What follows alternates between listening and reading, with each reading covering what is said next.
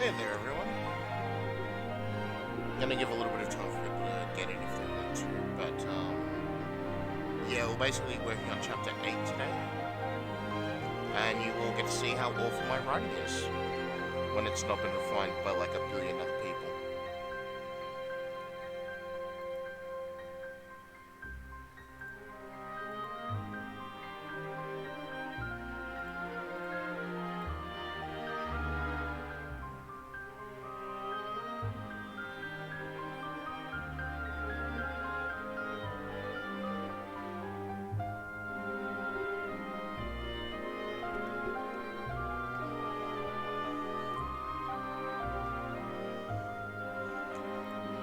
I need to adjust actually.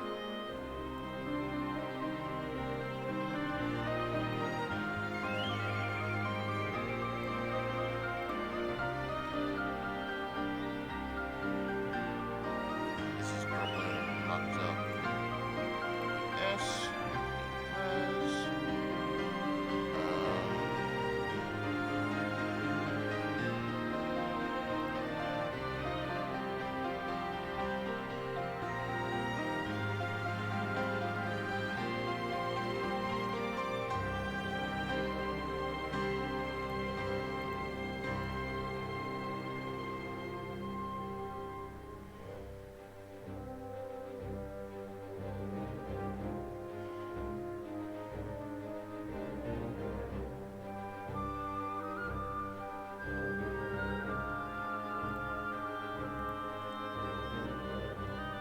I hope that's still very readable.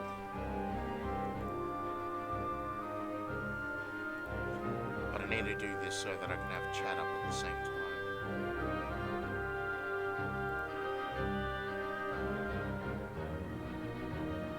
Alright, so when I last left off with writing this chapter, I was sort of doing like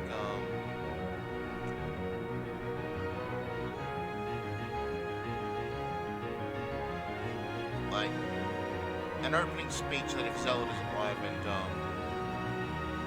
you've done all the positive stuff, then he gives a speech and you'll go charge off in a battle.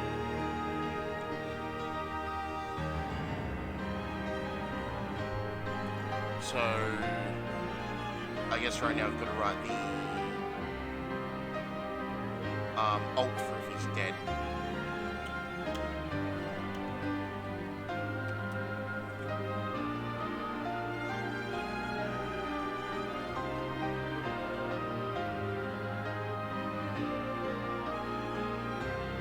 Oh, the music is too loud? That is easily a solvable issue. Don't know why the music went so loud. I set it up yesterday. Is this better? Or is the music still too loud? Actually, the music might still be too loud. You do have to let me know about this stuff because,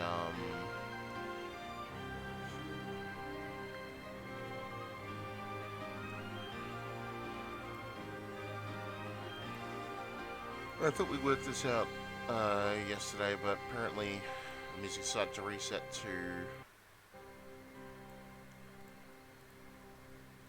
to 100% when I paused it last night. Excuse me if I'm a little slow. This is literally 8:30 in the morning for me. So I'm a little tired. Ugh. I ain't got the best sleep. Okay. So, welcome to DevStream. Again, you guys can ask any questions that you want. We can, I'm going to be doing writing. You can make critique on it and commentary. Like, that's literally why we're here. So you guys can see me working on mod. And so that, stuff can get done. You guys can communicate with me. It's a very transparent process. Do know that obviously if I can't answer a question, that I can't answer it, but yeah, it sounds weird to say. It's like, how can you, the head developer, not have the answer, be allowed to answer the question? Don't think too hard about it. Just know that I can't.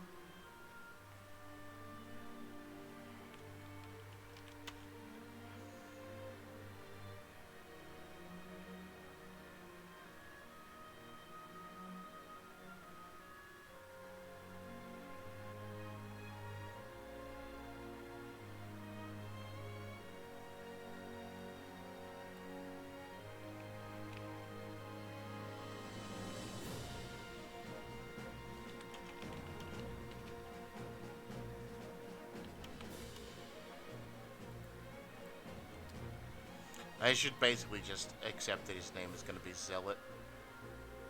I like the A, but I've got to accept that this is probably what it canonically is.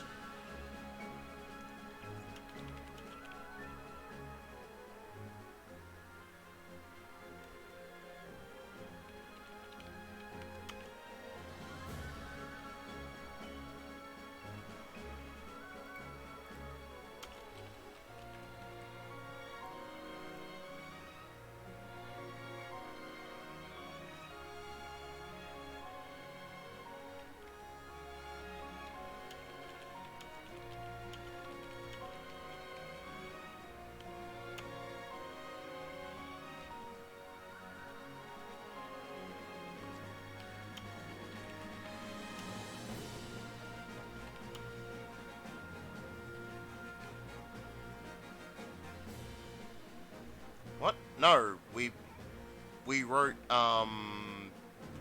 Segune's chapter. This one got hit around the time of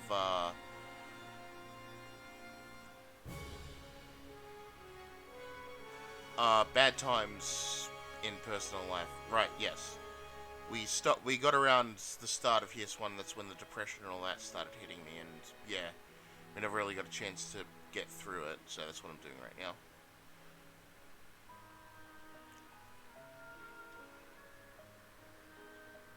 It is not Jurot. Do not spell Jurot. It's not. It's canonically, like, I'm pretty sure Fire Emblem Heroes has made it clear that it's Zealot, Z-E-L-O-T.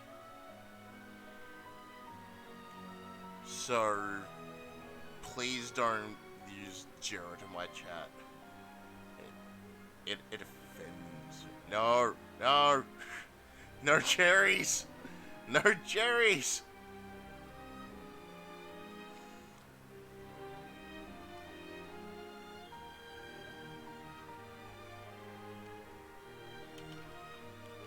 No! No name wanking! Name wanking ends. We go with canon.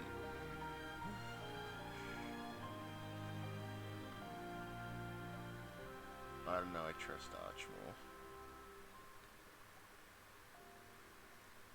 more. I mean, that's your prerogative, but Arch isn't canon.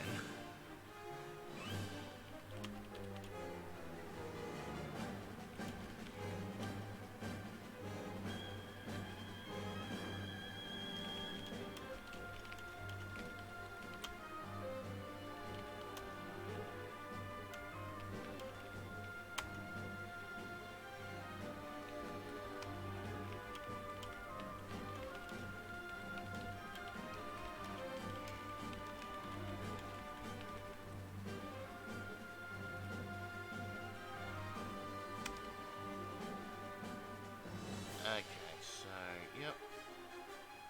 There's this stuff to start.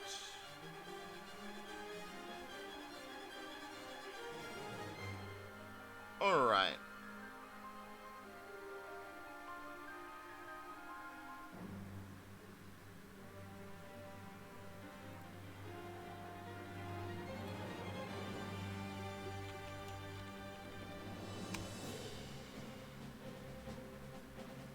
So now we've got to look at turn events.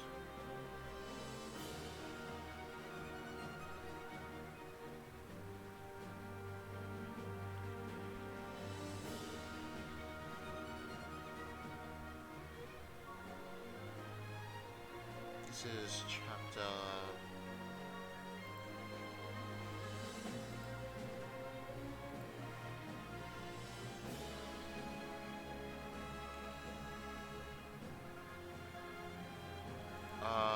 so this is 28, so... Gonna look at the... So what we're gonna do right now is we're gonna look at the original turn events.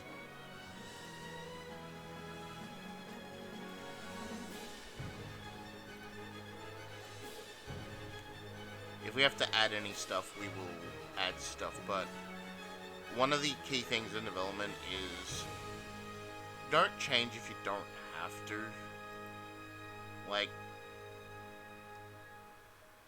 I think one of our key design processes is keep it simple, stupid.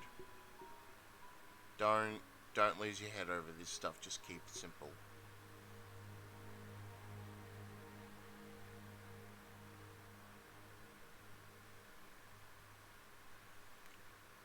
So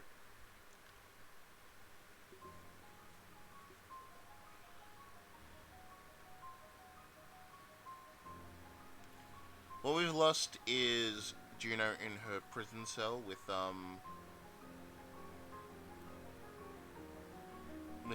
girl and old woman from our opening scene. But our opening scene, how far in the Ilya arc is this? This is the end of the Ilya arc. This is just before the Gaiden. So I think we'll add that as a turn 1 event. Turn 1 event.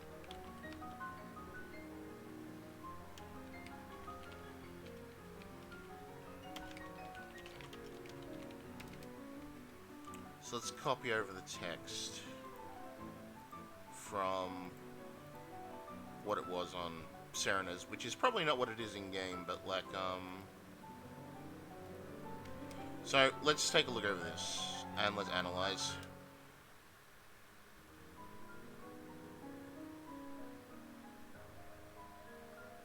I don't think this necessarily lines up with what's going on, because at the start of the chapter,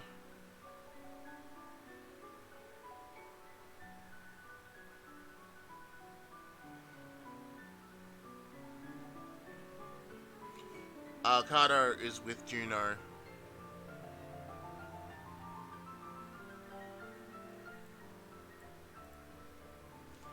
And Arcado is like executor right now because he's losing control of the situation. He's lost control of his life. Oh, so you never played the Ilya arc. Ilya arc is considerably easier. So at the start, you can see that. So one of the splits that we did is that Arcado is handled in the Ilya arc and Rorts is handled in Sakai, because there's no route split anymore, so you go from Ilya to Sakai. So it would make sense to make up a reason why you're fighting. Like, these guys are basically ongoing end bosses. So I just removed Arcado from the first chapter to the last chapter of Ilya, and Rorts sits at the last chapter of Sakai. Arcado's characterization is that he's a fucking loser coward. He is completely unmatched in dealing with you. You actually meet him for the first time in chapter 21, where he's leading a combined force of Etruria and Burn against you. And this is the chapter right after Roy promotes. So, needless to say, you're feeling pretty kick-ass because Roy just hit tier 2. And you've got... It's meant to be a feel-good chapter. So, once you cross the halfway threshold of the map, there's a map event that Arcado just nopes the fuck out. Though it is possible to, like, walk to his position and kill him. You just need to, like, it's an Easter egg kind of thing. Like, you don't actually kill him, he'll just retreat, but he'll drop an item if you can Easter egg your way into actually taking him out with one action.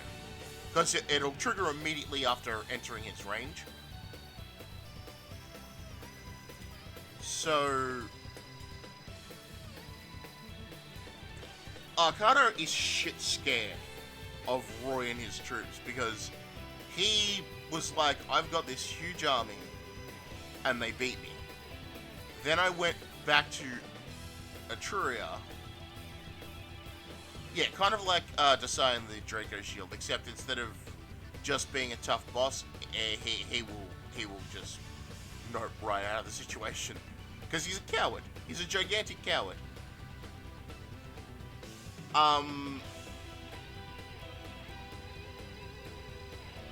Then he goes to Claire, and you guys just smash right through that heavy fortified defense. And then it's just like, Yeah, no, I told you guys, these guys, the Lycian army, they aren't something we can underestimate. We've got to get out of here.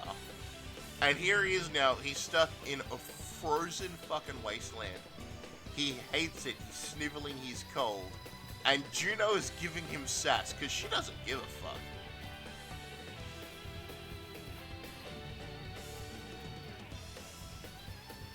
Maybe I write Juno a little too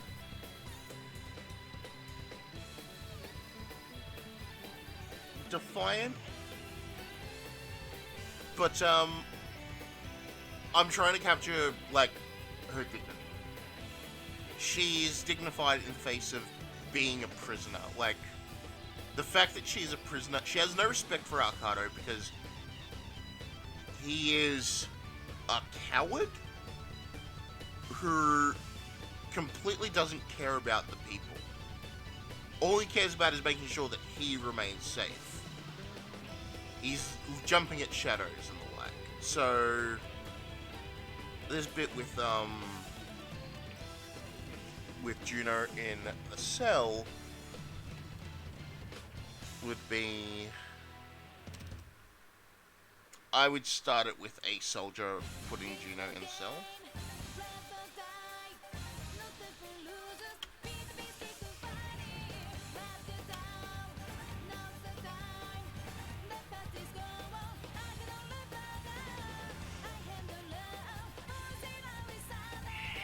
How to kick this off.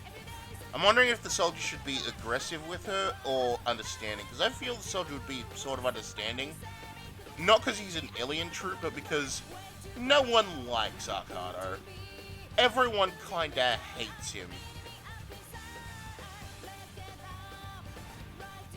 And, like, even the soldiers are aware that the only thing really working, like, the aliens are only fighting with them because Arcado has Juno. If you didn't have Juno, they'd be like, yeah, no. Like, especially because he's mistreating the people, he's diverting the limited supplies they have and keeping it all within Edessa.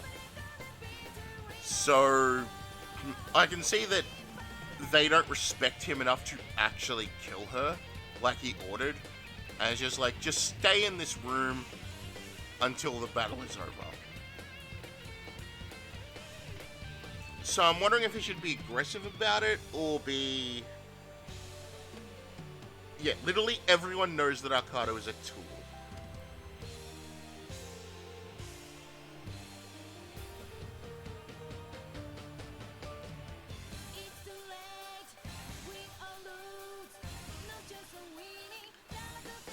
So I am wondering, like, if the soldier should be, like, aggressive and rude, a bit panicky, or if he should be more understanding, where it's like, look, just stay in the cell.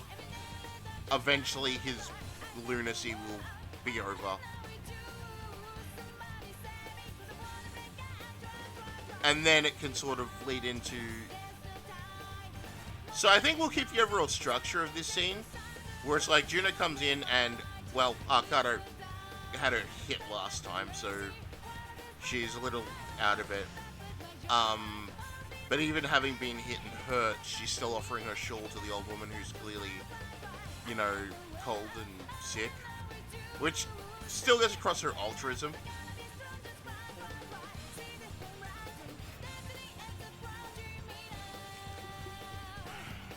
I think right now we'll go with understanding for the soldier.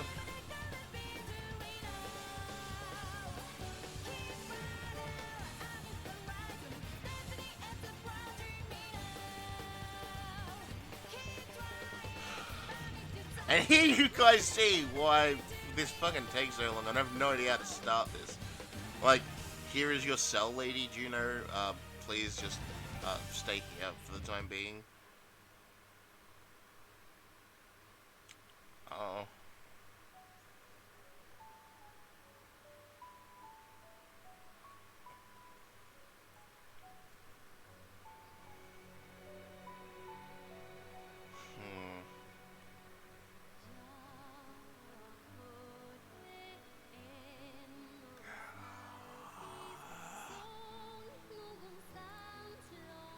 Someone's currently at the tail end of writing a master's thesis. Yeah, I'm in the midst of my master's degree right now. Doing this very thing, game design. Because I somehow backwards ass made this hobby into my, like, career options. Well. Okay.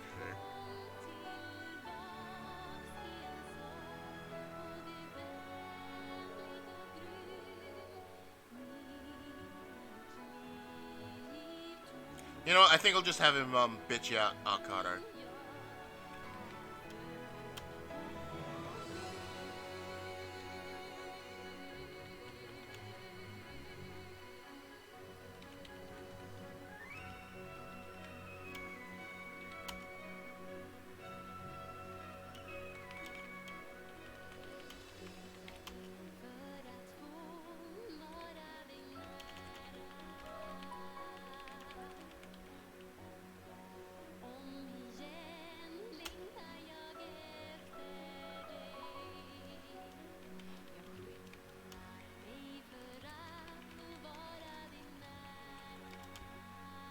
Are you necessarily writing the chapters in order? I am. So, all that we have after this is Sakai and then the end game. So this is chapter 28. Oh, also the gardens, but like, yeah.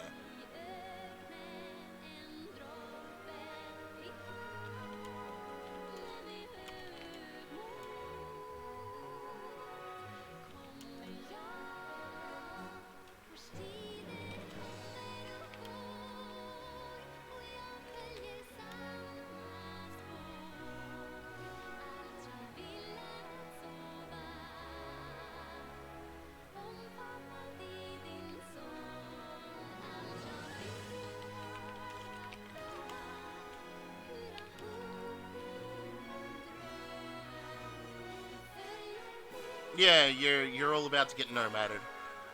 Right after this, you get the only issue with running Sakai, like, let's sit down and talk about this, is that as it stands, Ilya's way more character driven, and I've got like no fucking idea what to do for Sakai. Because Sakai kind of has this whole game-long arc with Zealot coming to accept that he has to take up the mantle of king. He can't just keep denying essentially what needs to be done for Ilya. And it's all culminating here in this chapter. Whereas I got nothing like that for Sakai because it doesn't really fit within Sin or within Sue's characters. Like, I could do it for Rutger, but I think I already give Rutger a lot of focus in this game. It's possible, but, like, it also just kind of feels like Sakai's concluding a lot of things. It doesn't feel as character-driven.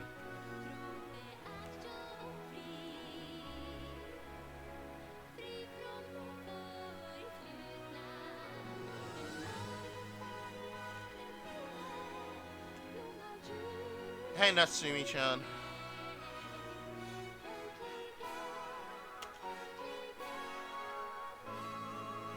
I see people's inability to spell my name remains firm.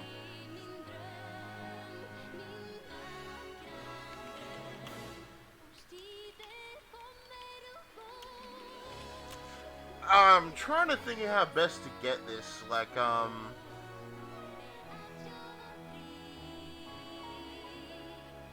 no, you recruit, Iris as well in Sakai.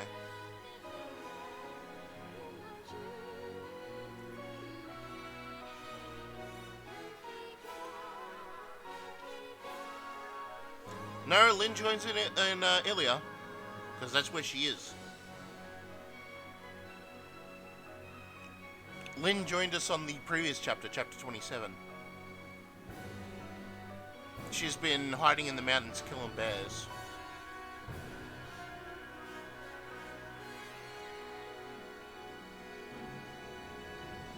Hold on, I'm going to try and lower this microphone so it's actually level with my mouth.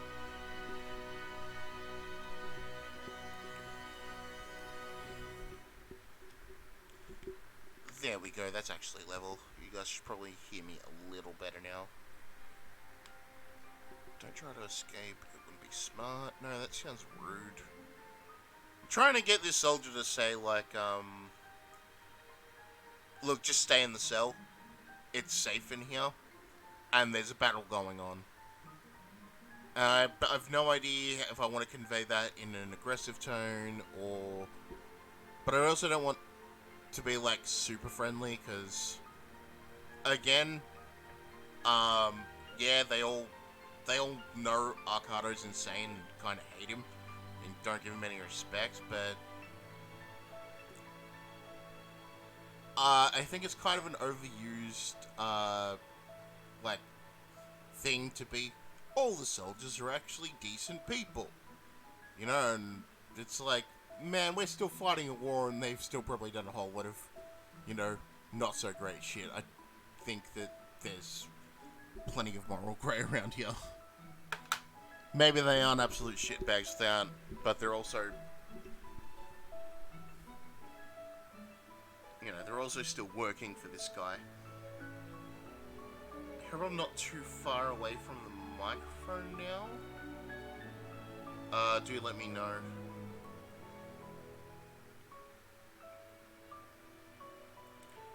See, this is usually, okay. So usually when I'm confused about what to write, what I do is I essentially write the abridged version of what to say. I thought it would be the other way around for where Iris and Lynn are, because Nime's in Ilya. Thing to understand is that Lynn has gone into hiding. And, like, so essentially what happens with Lynn is that she gets Z-fueled, as many people did, and then was saved on the battlefield by Iris. And Iris told her to head to Ilya to seek out Nime.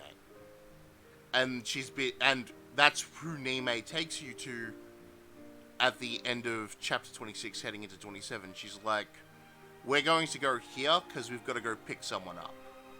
And that someone is Lynn.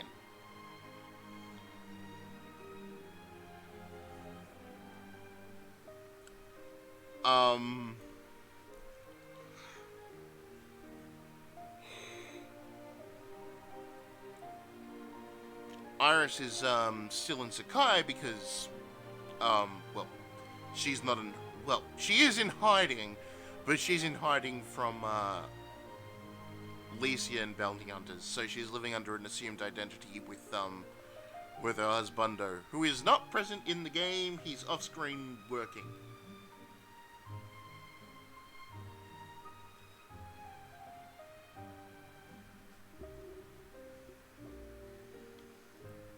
So what I do if I'm ever stumped like this, I always try to just write the abridged version that I'll eventually, like, flesh out.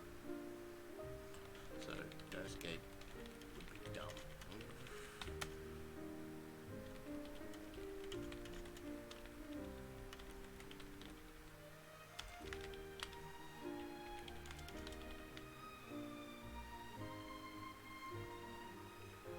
So, like, that's what I want to convey. Don't escape, it'd be stupid. Stay here to be recruited. You know, okay? Just like...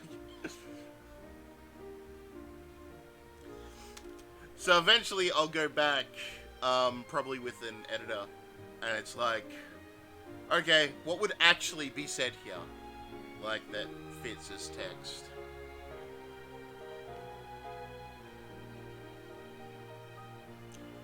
So I'll probably add just a little bit, where it's like,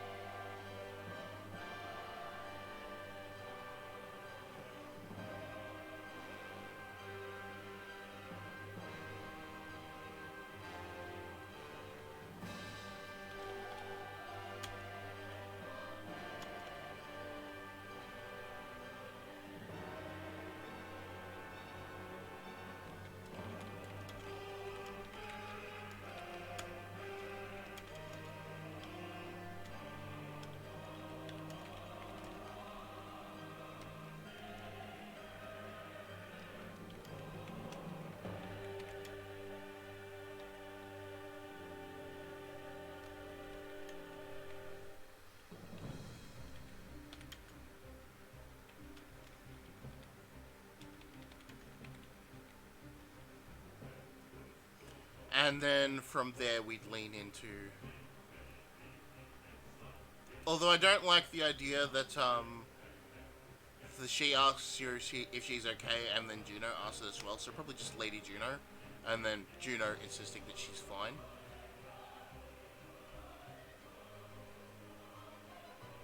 Then I would be fine with this as it is.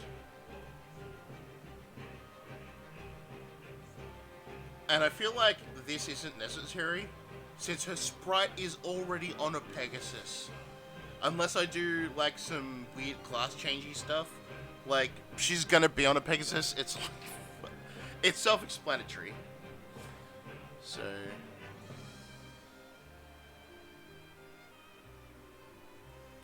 And then I'd change this thing to...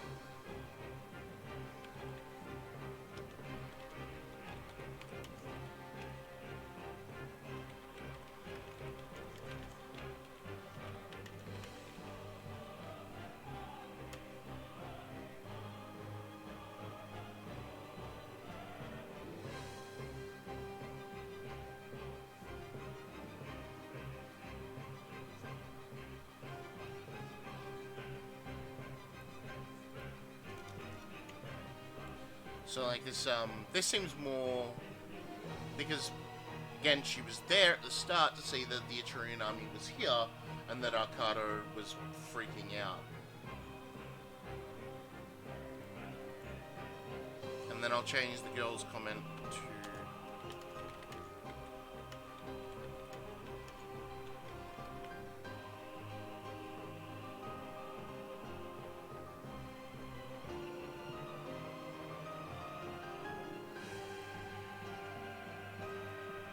And then I think this still works. And then that, I think that works as like, so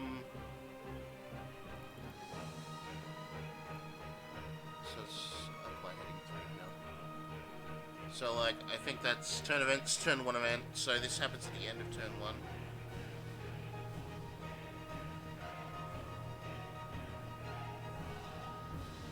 Like, yeah, the majority of that's unchanged, but, like, the stuff that's not changed is the stuff we didn't need to change. So...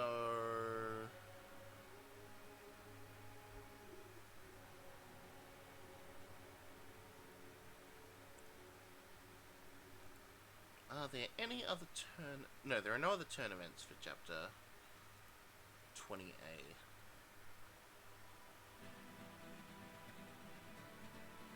Except the 26th turn event, where the guy didn't...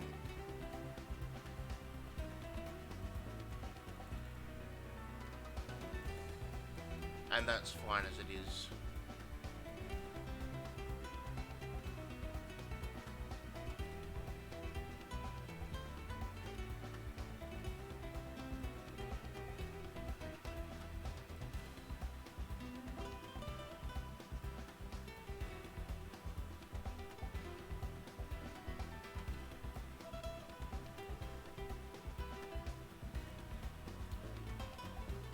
Apologies, this isn't exactly the most interesting thing to watch.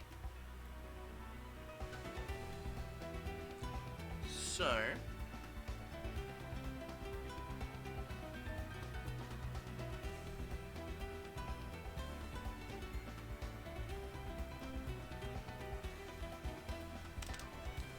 That's the end of that, so the next thing that we would be doing is...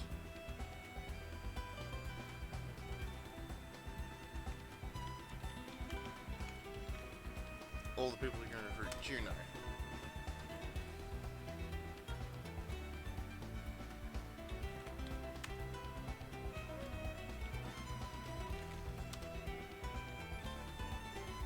So Zealot and Juno.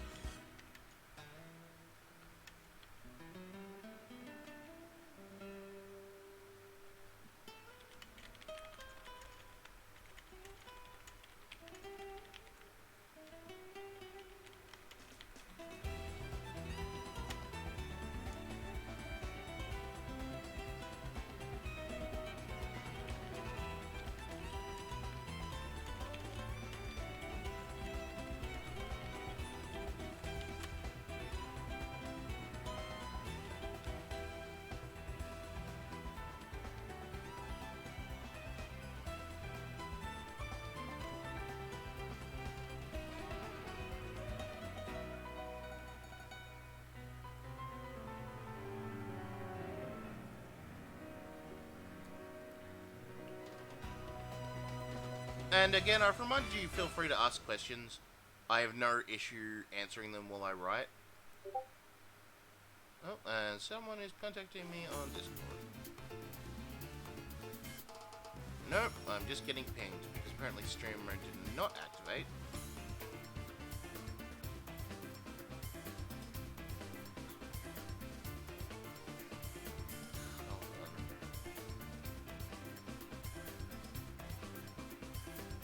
Enable the stream mode. Yes, that should get people clicking the button below. Will Marth be in this? No. Real questions.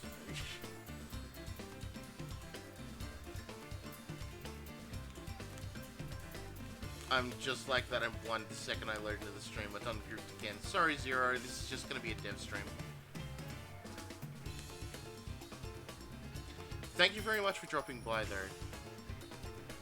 But you do not need to be, like, watching, because there's going to be a lot of white text. A lot of, white backgrounds on black text, and, yeah.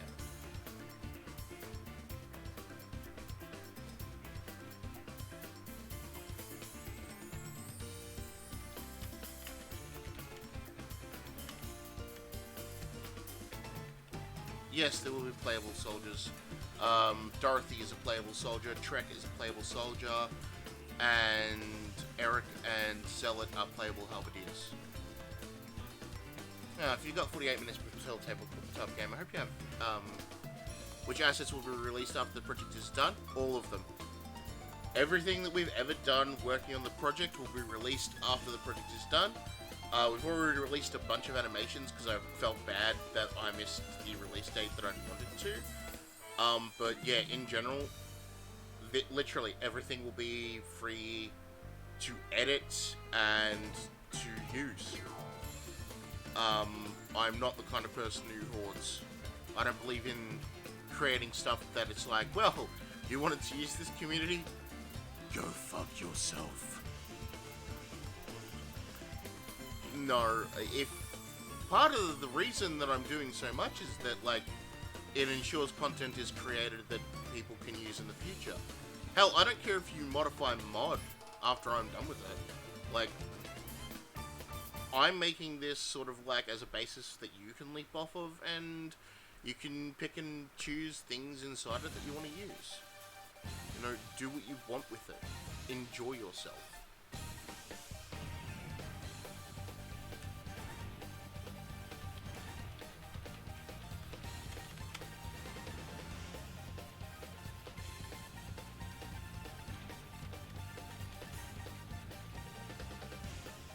So there's no problem if I decide to regularly star KO stream for Smash Ultimate in the worlds. Go right ahead. I wouldn't even know how you'd go about doing that, but like, go right ahead. That is your prerogative.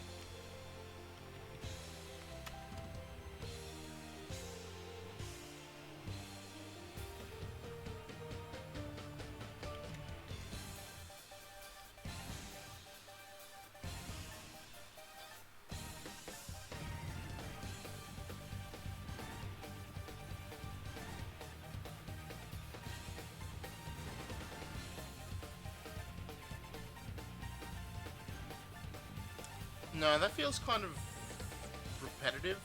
Because he's already said that he's sorry. And it's like, there's not much you can do besides also continue complaining about it, and that, you know, like, no, seriously, you're forgiven, I can handle this.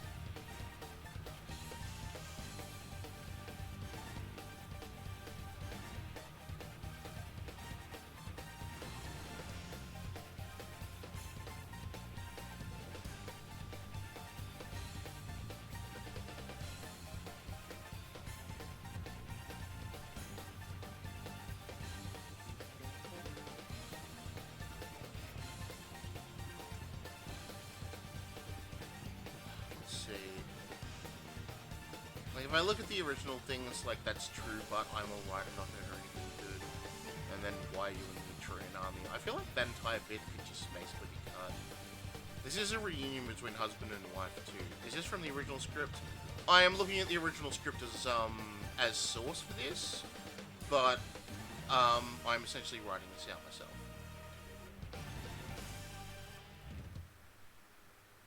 I can handle a few cowardly aristocrats. Do let me know if my voice has gotten too soft because I moved away from the microphone. I can probably bring it a bit forward.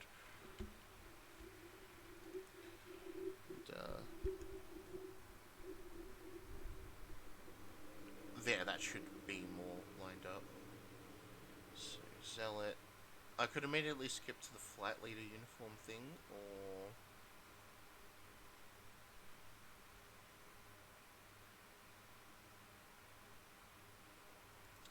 sounds fine to you. How difficult are you planning on making it?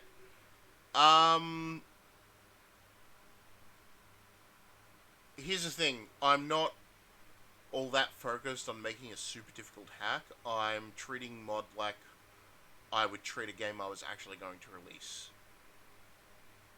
The Zealot and the pre-promotes in general still have really bad growths. Nope. How they are being approached in general is the best description I have for them is that they're all serious from FF12. They've all got rather decent growths, lower bases, and 30 levels to grow. So, the overall level cap is 50, 20, 30. So all the pre-promotes can hit level 30. They have slightly lower base stats, but their growths are much higher. So they have... They'll be very good if you decide to use them. I don't believe in creating shit units, or units that just drop off and have no purpose after that. Like, what's the point of creating endgame dialogue for Zealot if there's no way you're ever taking Zealot to the endgame? That'd be stupid. Is music done? Yes, it is. I will play from the start again.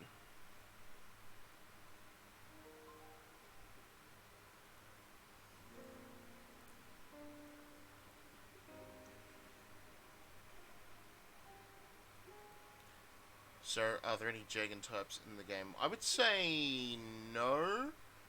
Though, Marcus kind of is. You know what, I'll just, it's easier if I just actually show you.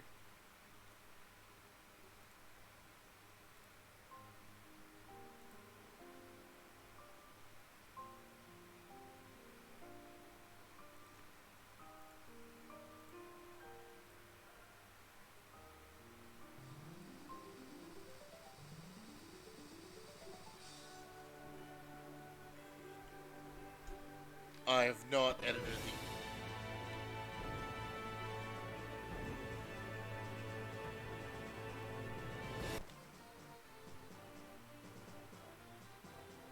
I forgot I still have my PSP emulator open.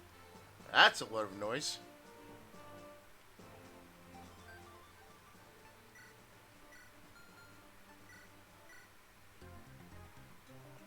Oh, whoops. Oh well, you guys get to see this bit with Damas. I don't think I've actually adjusted his dialogue because this should not be what it looks like right now. But whatevs.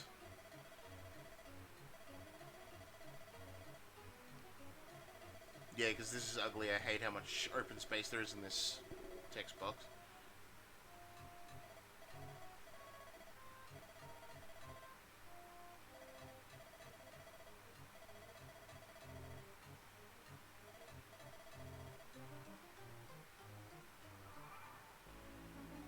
that is a reminder for me that Damas over here, who is going to get his portrait back, but we removed it for reasons, is the threat that you will have to the villagers. Here's a vein. You see a lot of the different map sprites and such, and so Marcus, who's not in his correct class, but he's very tanky, but he doesn't have much in the way of, like, I'm gonna see if I have save state. Let's see. Oh, whoops. Nope, that's... Oh, wow! Don't just try to load save states, people. These, oh, no. Oh, what have I done?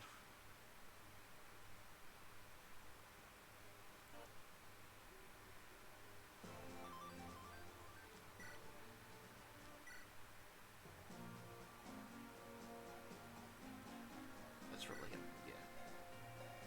So you can see from Marcus' starting stats that he's, very tanky.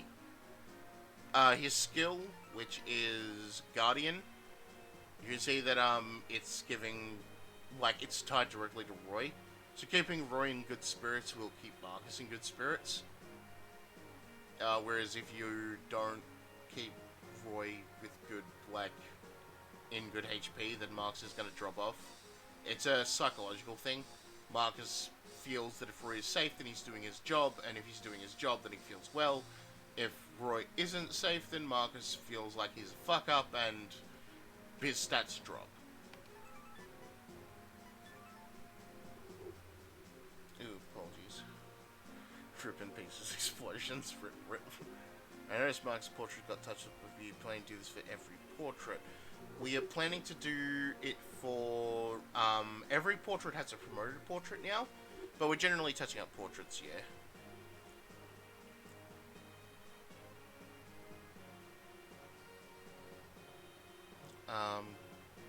What are you thinking in terms of paid DLC?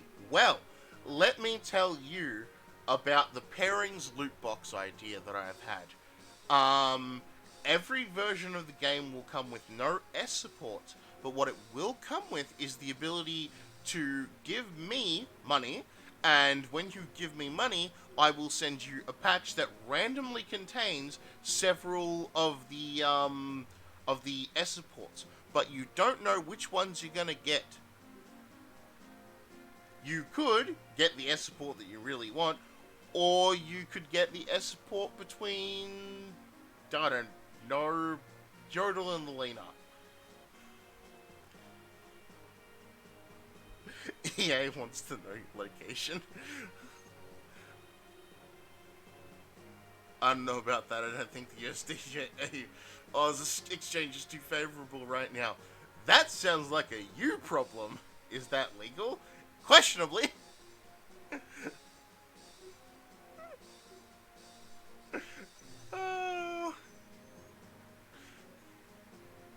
But I think this solves everyone's issues. You will get whatever crazy pairings you want. Who are the DLC characters? Who are the DLC characters? I would say that the DLC characters, well, naturally we've got to get someone from Fire Emblem Fates in there, probably Camilla. If Fire Emblem Heroes has taught me anything, it is that you can never have too much Camilla. Not gonna be lying, probably cool with your Lena. Okay, Kaga!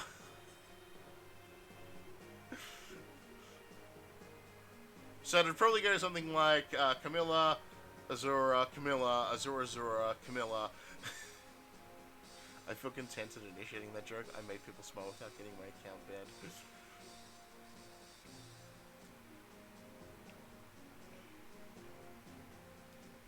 Beloved Alphonse from hit game FE Heroes. And obviously we couldn't have Anna be a DLC character because no one sees any value in Anna having an ult.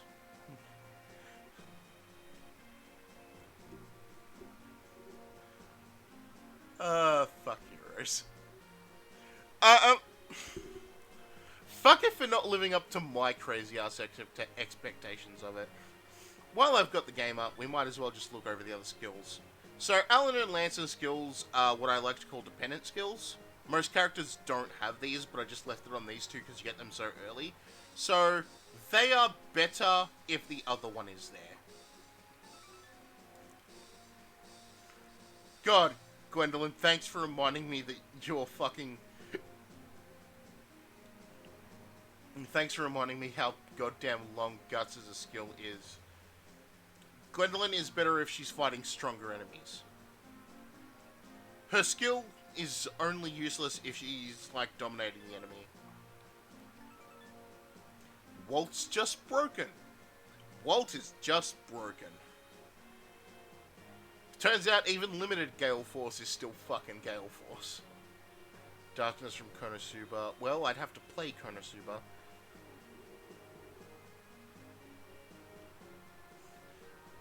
Never mind, it's 140 Oz to 1 USD. Please tell me about these loot boxes. It's totally not because I have money from questionable resources that I need to launder investing. Yeah, no, Walt will just... If you set him up right, Walt will just destroy things. Oh god, did we even settle on Spellbinder for what we're calling Eric's skill? I actually have to go look at that. Ellen's is so simple, but like, great, love it, love it. Ellen here, Ellen here. Jesus, I've got to go fix this shit. Pass hasn't been updated. Towering Knight. Oh, thanks for fucking reminding me that I've got to fix this now. Why it is... Does just move combat equal to the next line. That shouldn't push it too far. Oh, Borzy. Why are you doing this to me? Thanks, thanks. I only thought that we were fine, and now, no, it turns out we're not. Alright, Laram, and they don't have their skills associated with them yet. Oh, right, I was using Roy as test for everyone's, like, skill descriptions. And here is Elliewood with his healthy portrait. This is a lie. Game, don't lie to people. It's bad. Also, since people don't know how the game starts up now, I think we'll just go over that before we get right back to writing. Let's erase this one.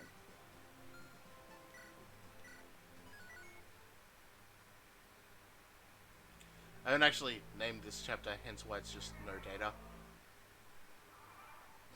Welcome to the chapel. Here is Elliewood. He will be in a different class with a different portrait. And here are the waifus. Ignore their portraits. Yeah. Ignore their portraits. And their stats. And everything else. So, the short of it is that you run up to one of your waifus and you talk to them, and that determines Roy's baby mama.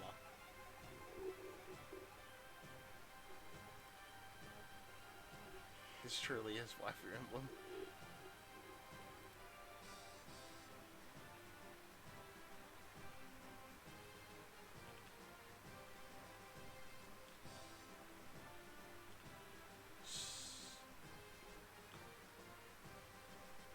It's because we increased R in 1 pixel? Yeah, that's fine. I'll just move it to the next line. In short, you're guaranteed to get some use out of Lance and... We have to go over all the text boxes again. Fuck, you're right, we do. Oh, well. I need more waifus with battle scars. Demiurge, just for that.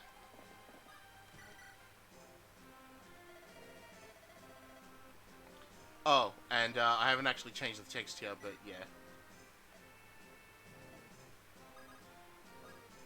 And then we have to, like, fix his class so it doesn't do that. And then we get the actual wedding. And then that takes us to chapter 1.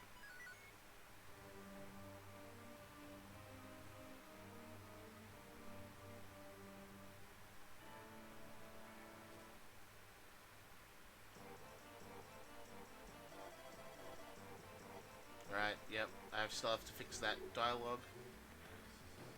I still have to figure out why Lelina doesn't trigger her sound effect when she's doing her crit. I still have to figure out why the music dies here. I still have to actually make Lance move. He's just fucking sitting there. Anyway, yeah, I've got a lot of stuff for the eventing that I've actually got to fix up. Which we could do now, after we're done with the writing.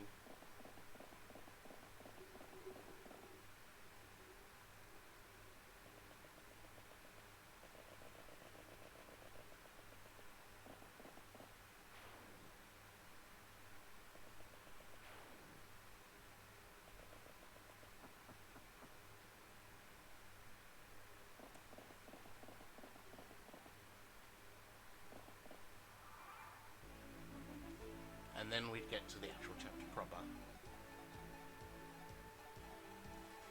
And yeah, you can get a look at chapter 1. There are a few more enemies around. The actual color is very nice, in my opinion. Doesn't check the ROM before streaming. New maps for Lelina, by the way. Yeah, I would say thank you to Black Mage, who is in chat as Wazorb right now. Because he's done all these new map sprites, and he is... I mean, if you want to update it, sure, because I had people talking about how, she doesn't look the greatest. So if you want to update it, go right ahead. Just going to throw this out there, you should probably ignore, like, 4 out of 5 things, 4 or 5 of everything I say, since, you know, I don't play Fire Emblem. The time loop is stable, my work is done here. I'm conceived now.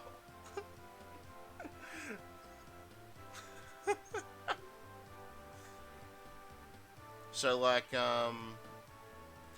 we need to fix the palette of the dirt in the houses. Oh, you mean around there? It's always been like that. It's just how it is. I don't know how you'd fix that. I mean, if we can, we can, but, like, it's always been that way, even in FE8. Not that that's ever an excuse, but yeah, like, this sexy soldier sprite, that is Black Mage's work. This sexy Armor Knight sprite is Black Mage's work. These are not Black Mage's work, but he, if I had gotten him to do it, he would have done it. And it'd be wonderful, because he is a wonderful, wonderful, sprite editor. And he does good work, so thank him. Because we wouldn't be nearly as far along as we are if it wasn't for him.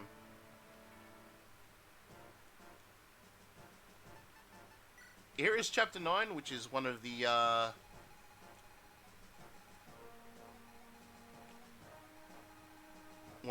new chapters to the game. This is the defense of Ostia. So you can see our new palette for Ostia, and there's a lot of green and greys that I want to fix up, but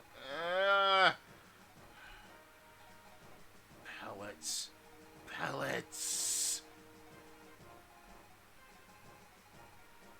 want to kill myself. Just looking at this stuff, I want to kill myself. Oh no, why the hell do I have to show any of this off? Why am I here? Why am I here just to suffer? Oh right, I don't have you... Oh, yeah, because we haven't inserted Dracolord properly yet. So I have to fix that up, because it got fucked up.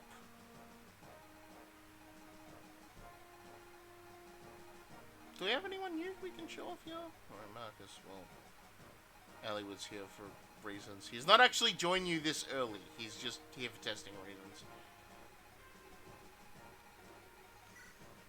I haven't given you guys your skills yet. Yeah. So if you're curious about Evane, she's one of Narcian's subordinates. Why is her defense dropped? Oh, it's because of a killer axe, duh. Fucking, I'm so dumb. Yeah, you'll be able to steal that red gem from her. And the blue gem from Flare. So, thieves will be very worthwhile to bring on maps. Even considering that they can promote, like, there's going to be a lot of treasure to just steal. Because I believe that thieves should be able to steal. What the fuck, chat? Your support level 2 with Marcus? Oh no! Oh dear! That ain't good! That ain't good! Oh no! Oh bother! Huh. Huh.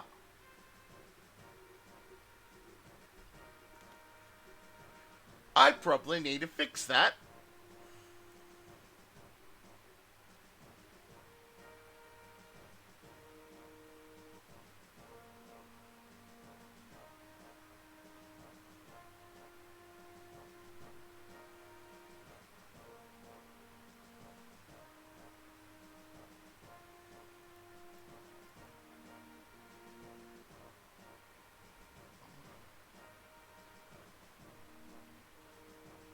I'm catching up on chat right now. My father has chosen the suitable conclave I know we may match. Currently updating the soldier items too. Yeah. That map looks conditioned. That map looks huge. Well, it's a defense map. Can't you mess with pallets in FE Builder? We try not to use FE Builder. I mean, we can mess with pallets outside of FE Builder. We just, that's not my thing. Balls gets around. Oh no, yikes. Walt FF. Font, please. Support level. Pay respects with Walt. It begins. I believe you guys. This is probably just from being an old save. I'm sure that if I load up...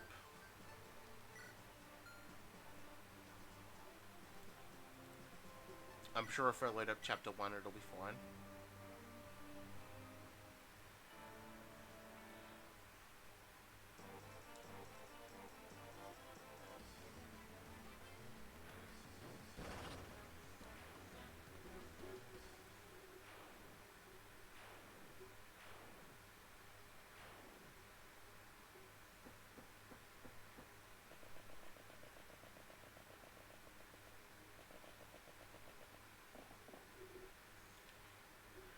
Yes, skip. Hey, you know, I'm starting to understand what Black Mage was talking about, how it's kind of annoying when you can't skip all this. Thankfully, we've changed that. We just actually haven't implemented it in the code yet. But,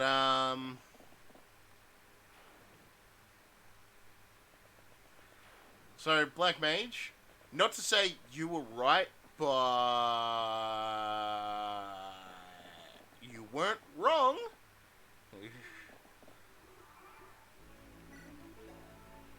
Okay, yeah, everyone else's support list is all clear, so it is literally just from that. That's a dope palette for Lilina. That's not Lilina's end palette, that is, I actually have no idea what the fuck caused that. Dark Lilina. Alright. That's enough actual looking at the game, though, because we were in the middle of writing, so let's close this down, and we are back to getting the writing up. We were doing Juno and Zealot's recruitment. So let's throw on some tunes, and let's look at this. But I will answer any questions that people still have. You know, that is the whole point of DevStream.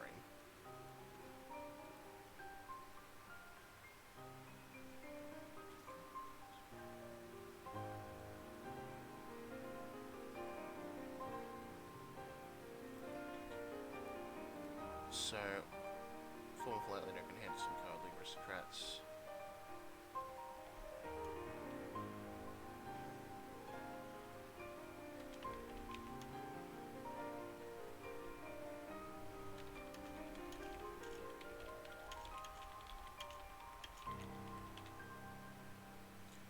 Are you the main guy in charge of writing, or is the job divided up? I am the main guy in charge of writing, in charge of eventing, in charge of designing the maps, in charge of handling all the stats. I do a lot. I do quite a number of jobs. Because the thing was, we didn't start this as a team. I just started doing this on my own. And I always tell people that, like, if you think you're just an ideas guy, there's probably something you can do and or can learn to do. So, do it. Don't just wait around and think that people are going to come and help you because your idea is so grand. You have to help yourself first. And that's sort of the approach that I had to on his mod god. I'm not mod god.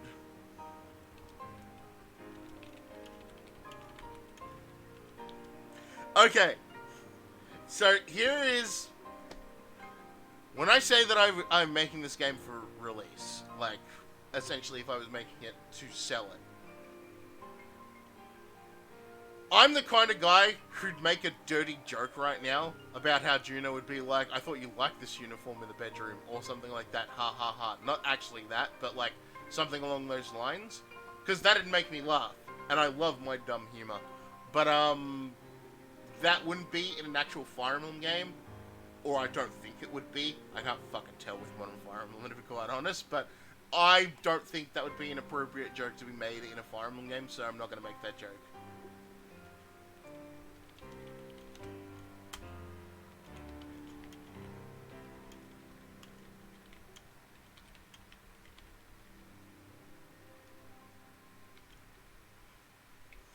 We do live in the age of boy bits.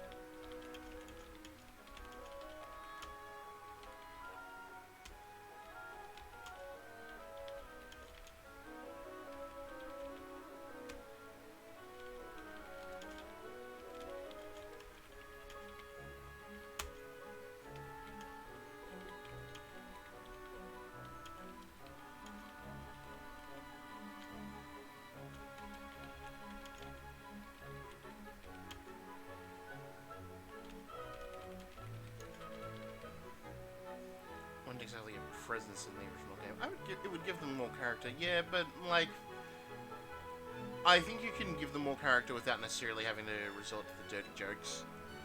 Like, that's one of those things that I'd certainly write, but isn't what I would consider in a game that is specifically a remake of Fire Emblem 6. And this is something I try to stress to people. If you have an original concept and you want to do your original concept, to be quite honest, labeling it as Fire Emblem is doing you a disservice. Just make Watercrest or Earth Seal or whatever the fuck knockoff you want to call it. Fuck it. Squaresoft is releasing a mobile game, and Square Enix is releasing a mobile game, and they're calling it Last Idea. If they can make parody fucking Final Fantasy names, seriously, Last Idea.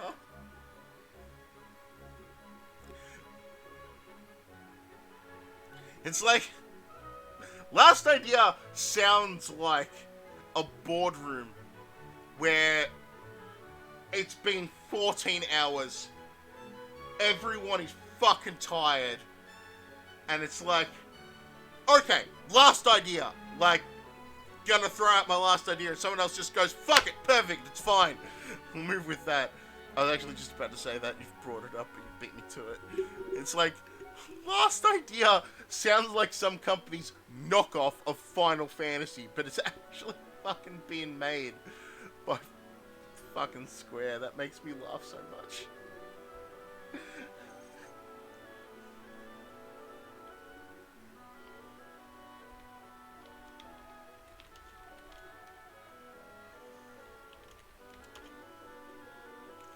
Elemental symbol.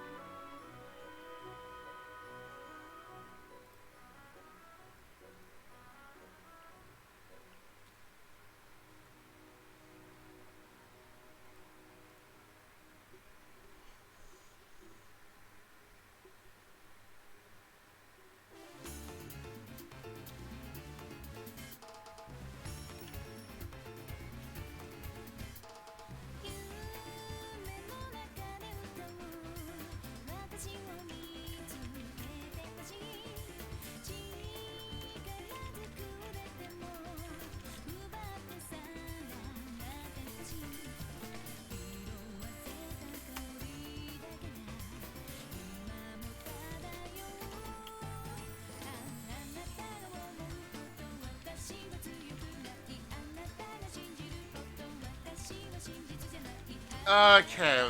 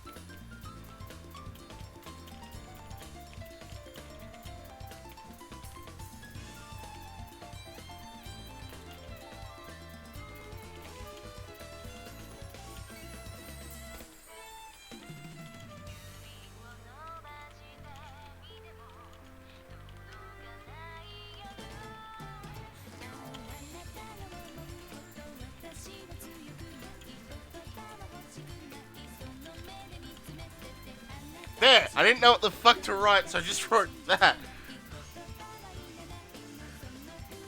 Just going off and stuff.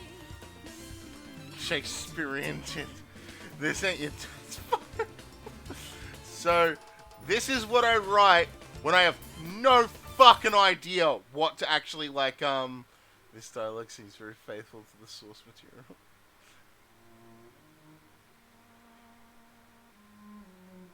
So yeah, when I have no idea what the hell to write, I always do this. So like, this is what I'm trying to say, very abridged and cut down.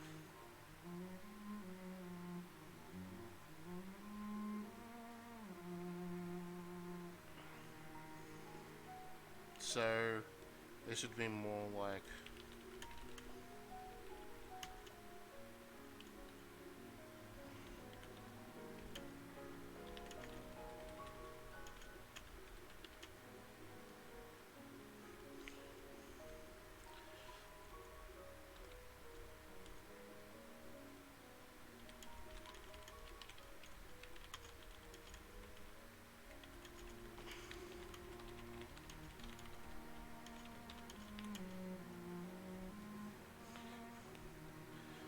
That's with Team 4-Star is not like longer than the actual fucking Dragon Ball show. Or is this a joke about mod? It's a joke about mod. Game is somehow longer. That's a nice way to prevent getting stuck in dialogue. Actually, just get it out of your brain like that and touch it up afterwards. Yeah, that's basically what we do. Where it's like, this is what I want to fucking say. So I might as well just write it out like this. So everyone knows what it is I want to say, and then edit it to be actual dialogue.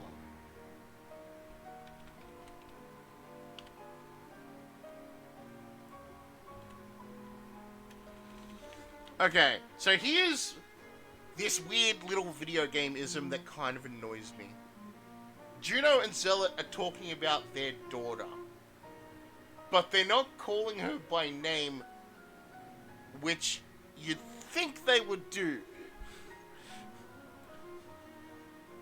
Like, you'd think they'd say, like, you know, I want Annie to grow up in a world where she's not in danger. But instead, because one, their daughter doesn't have a canonical name, and two,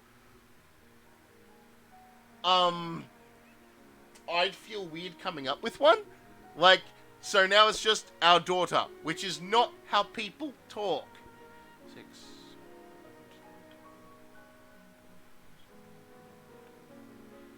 This isn't how people talk, but, well, that's what's going on.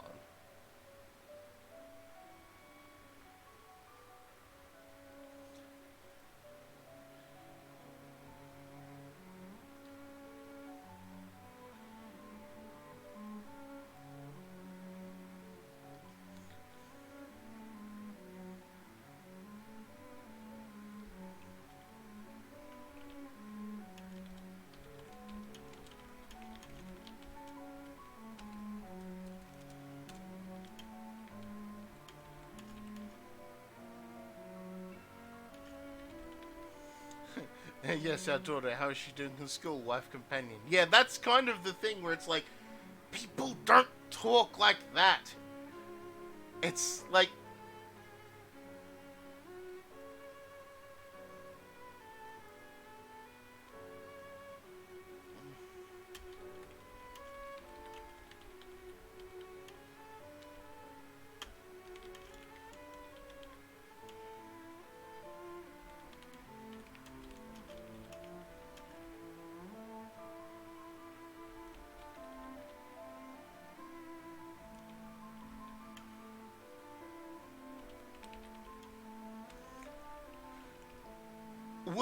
would Juno?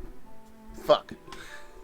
Would Juno have sent her family to like Etruria or Lycia? Like somewhere to keep them safe that isn't Ilia? Or do you think they're just in Ilia and like...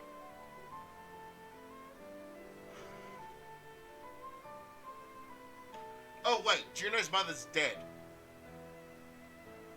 Your mother?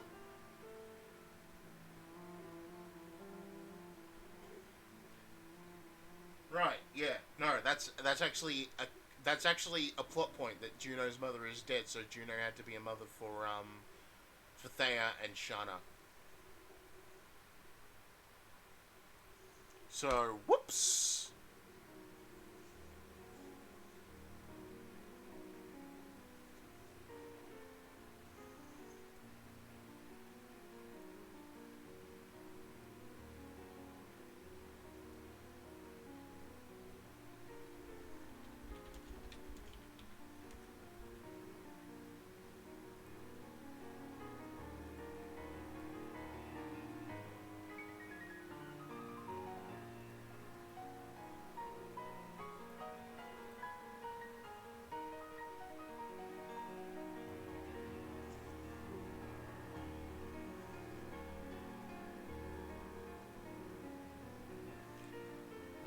So, if not her mother's place, what did she do in canon? Let me actually just go check that real quick. Like, Binding Blade, sports.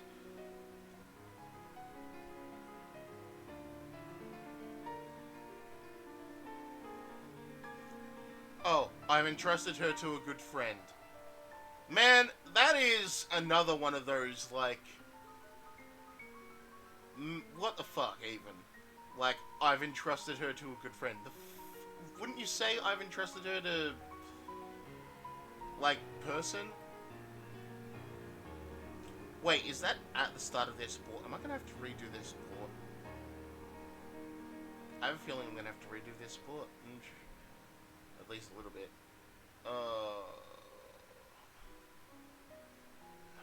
Congrats me. I'm making it work myself.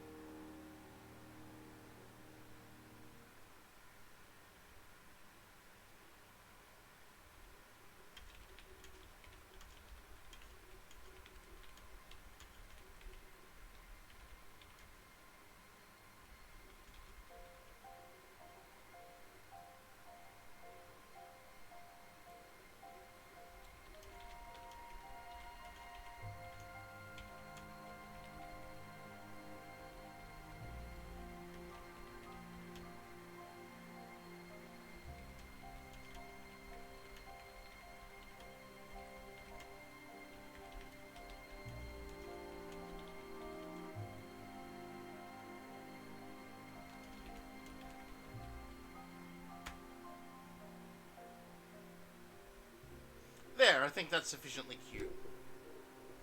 This is probably the one. In a sport with Shana, Juno says she interested kids in nannies and Leah. Yeah, and in a sport with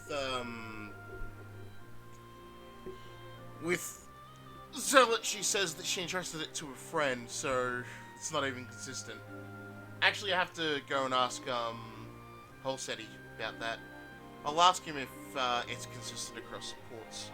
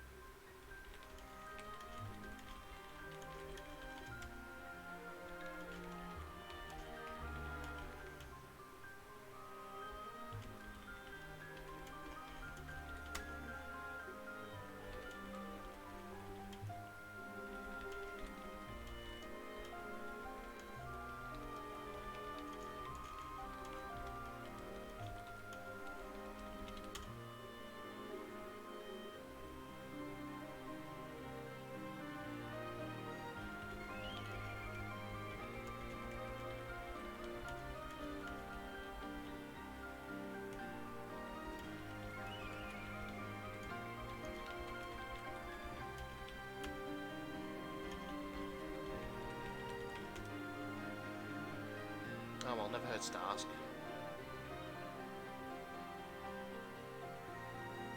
Alright. I think that works as a recruitment conversation.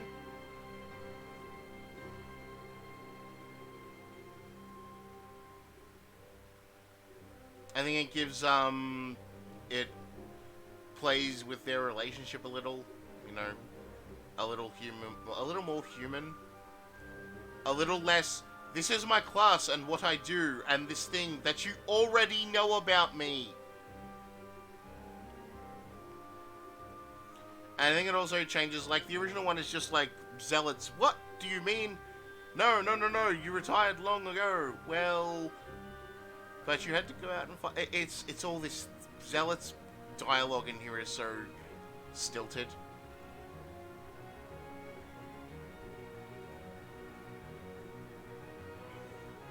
Where here Juno's just a bit more playful, and Zealot's, while caring, he's actually like expressive about it, and not just, well, That said, we should move on to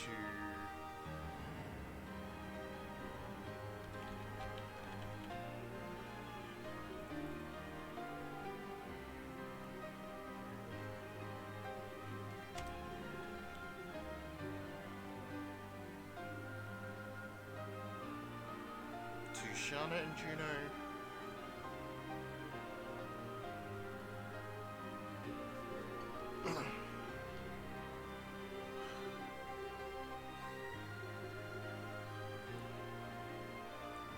Yeah, no need to sweat the small stuff. I kind of sweat the small stuff, but this will be passed over by editors. Like, this isn't going to be the last time I look at this, but it's probably, like, this is just for the stream, so let's move on. Dragon Lady, what do?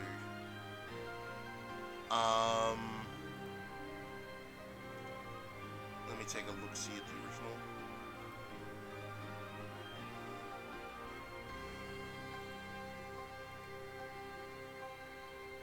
Oh, wow. Let me take a look at a van.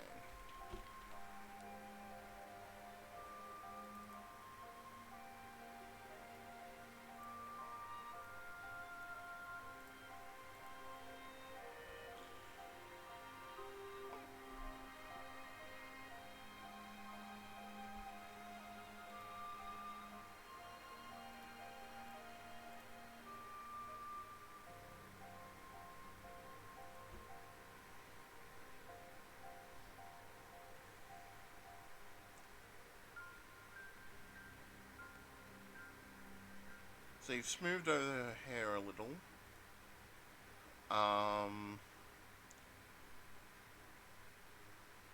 And I think made her face a little more rounded.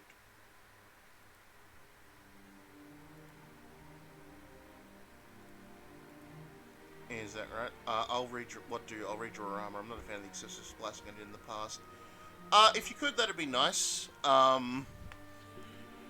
think Evane should sort of keep the aesthetic of trying to imitate Narcian, because she's a gigantic fangirl of his.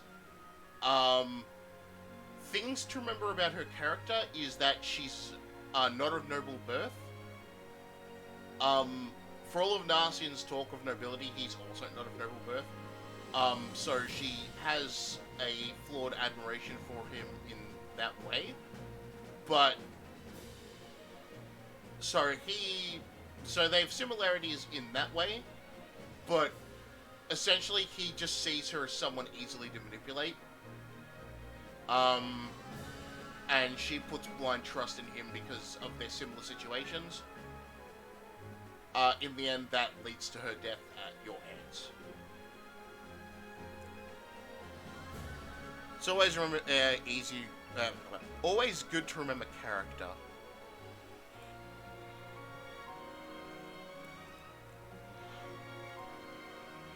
Alright. Narcian's got a slightly bigger role. Yeah.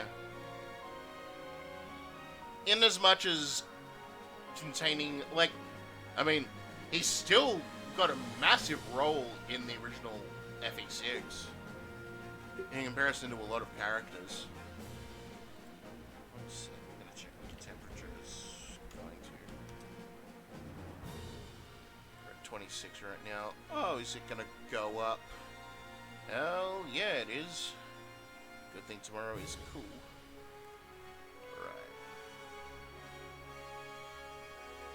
I've expanded on Narcian's character a little.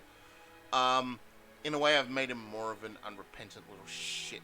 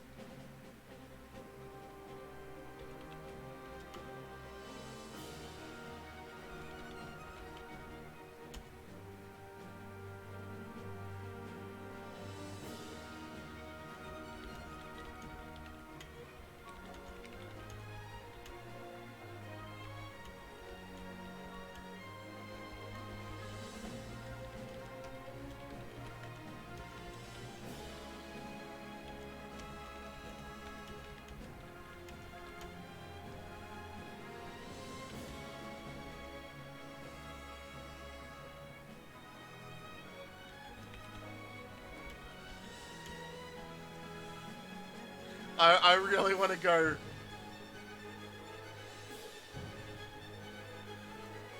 I really want to go with the good old anime cliche. You're 100 years too early to step to me, little girl.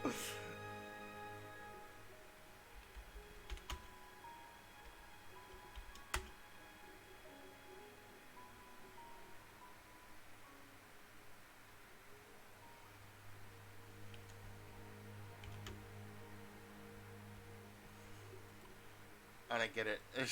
God damn it.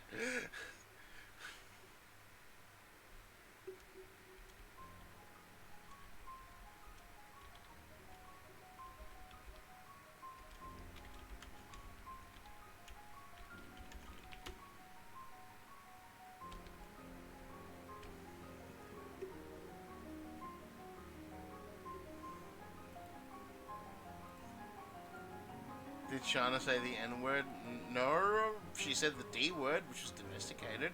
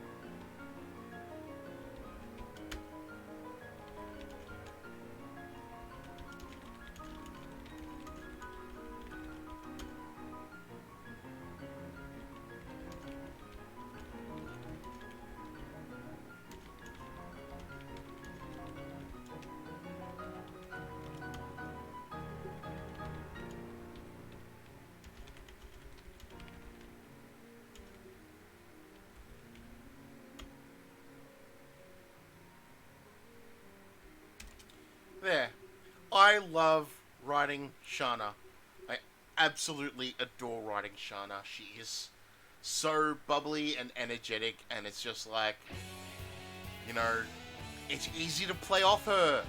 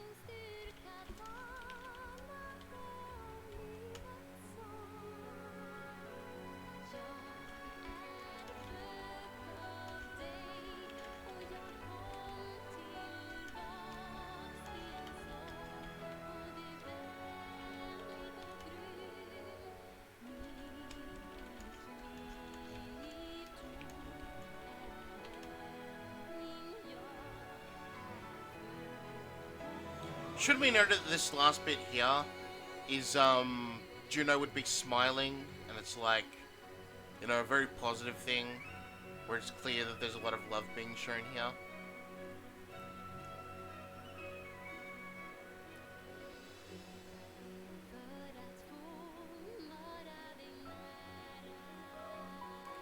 And now, my favorite part of writing a new chapter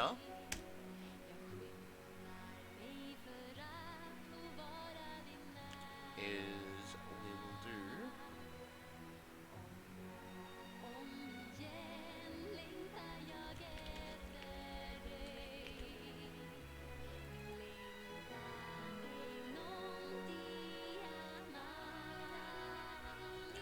boss conversations.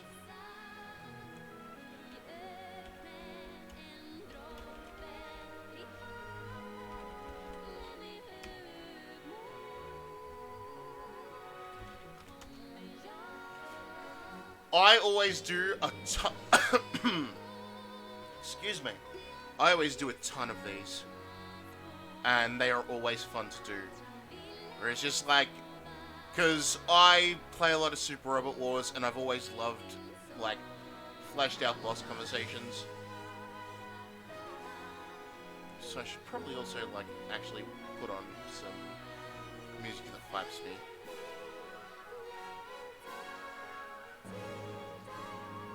As you should, boss convos are great. Yeah, it's always, I always love doing back and forth. Yeah, this is very Tellius. Every chapter has a bunch of these. One for each of the lords, and like, just... there is just a lot.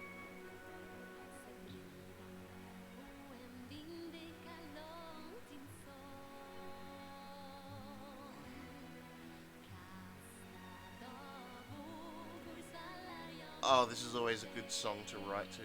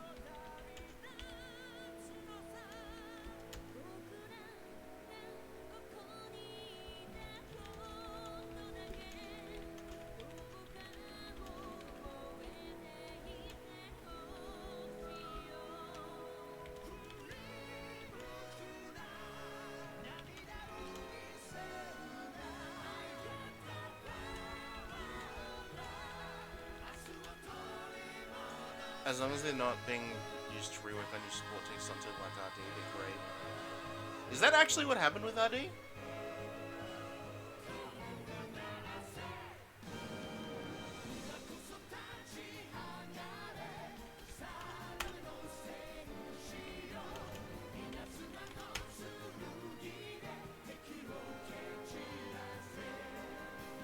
A desert is a lifeless place. It doesn't just have to be sand. It can also be, like, Antarctica is a desert.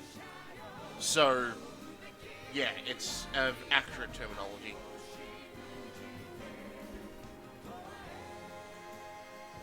But you can always use something like Frozen Hellscape instead, where it's just like...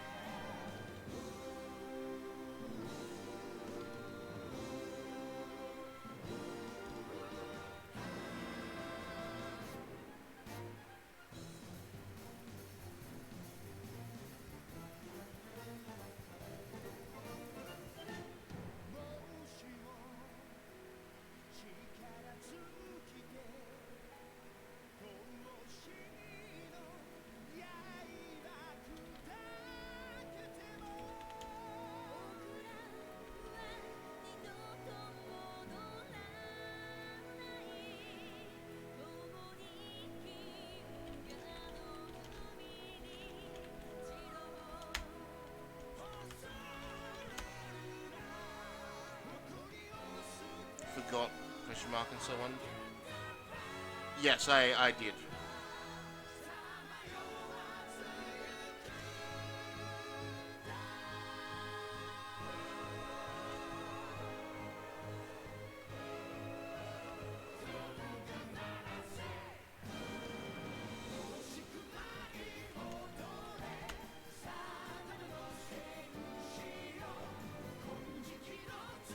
That wouldn't shock me, no.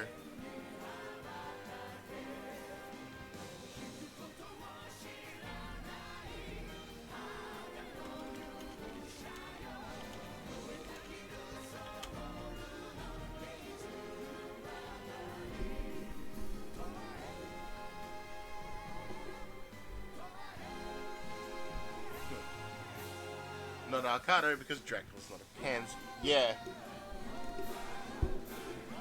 Arcado is just incredibly scared of Roy's boys. He's very frightened.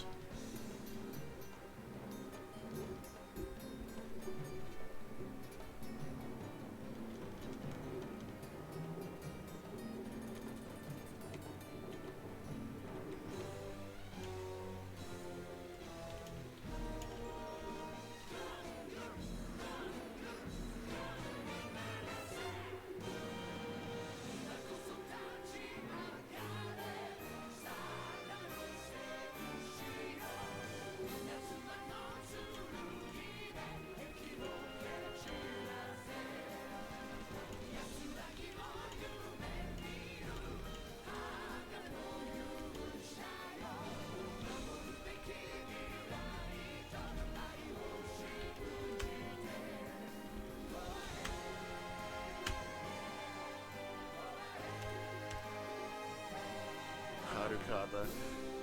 Hey Ken, what's up?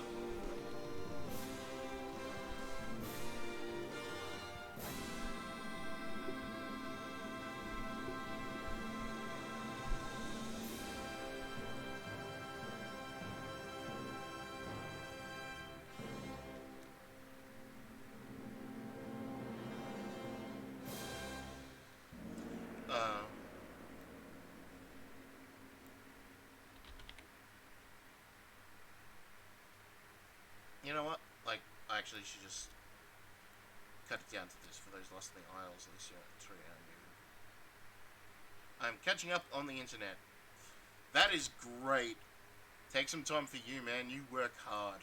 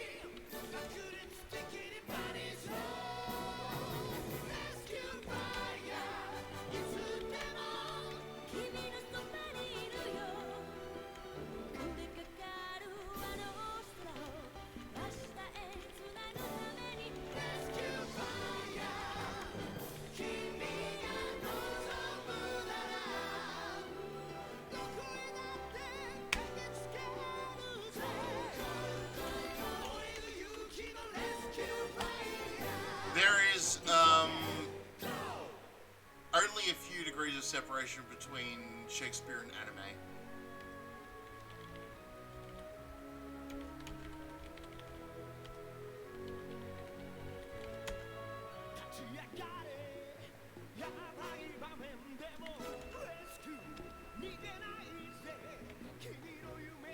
Japanese version of Broadway musicals. It's Jam Project, and I love their music. And it gets me hyped to write.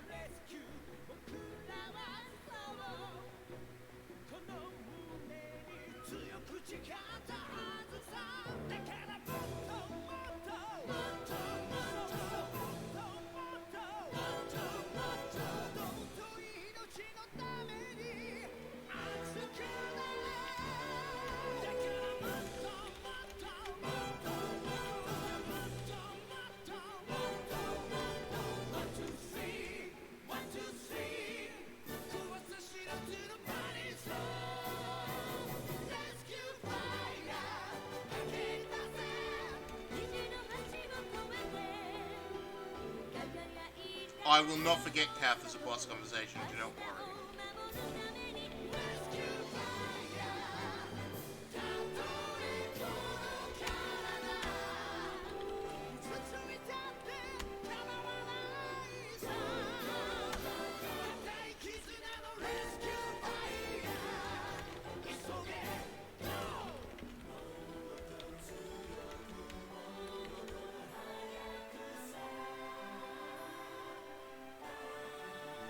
Is it just a really lame vampire? I can't disprove that.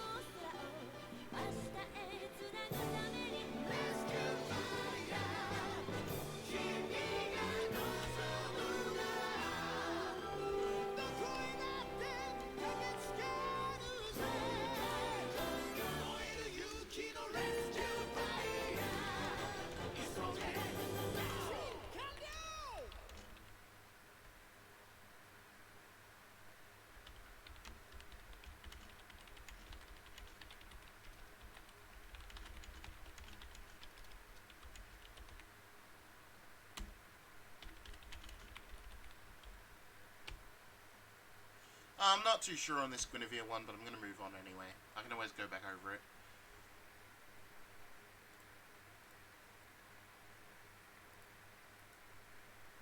Something else to put on. What is some other music to put on?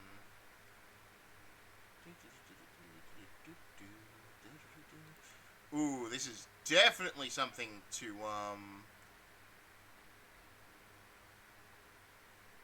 write to.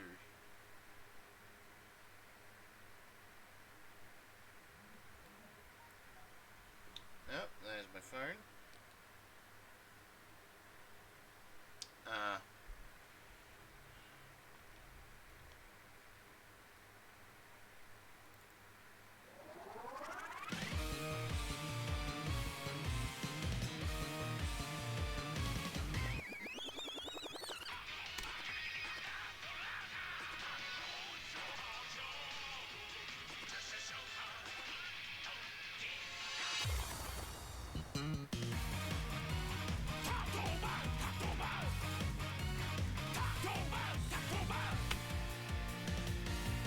Yes.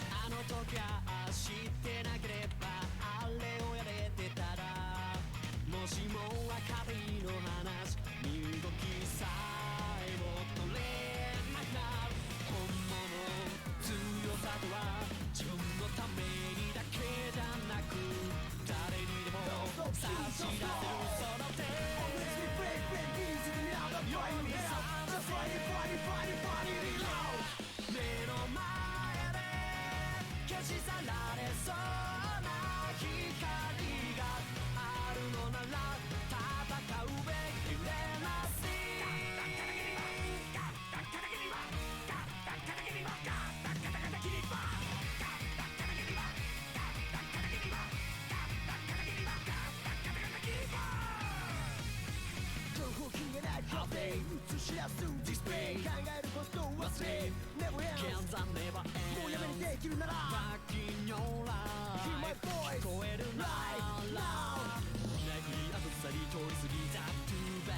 人として俺としてそれはしたくない一つだけ破れない約束信じ続ければ叩き合う自分であることに誇りを持ってこうあれ叩きペリオラトラタラトラタラカラタラトラ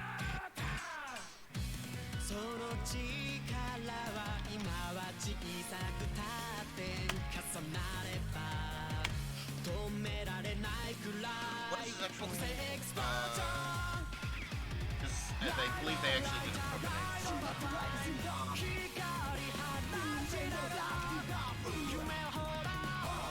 I believe they actually did like a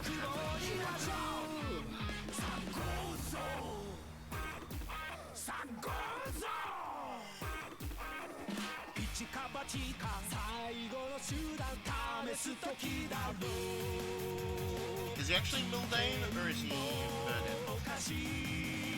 Also, I just realized that he's like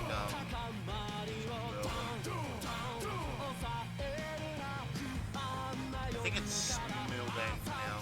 Go with Mildane.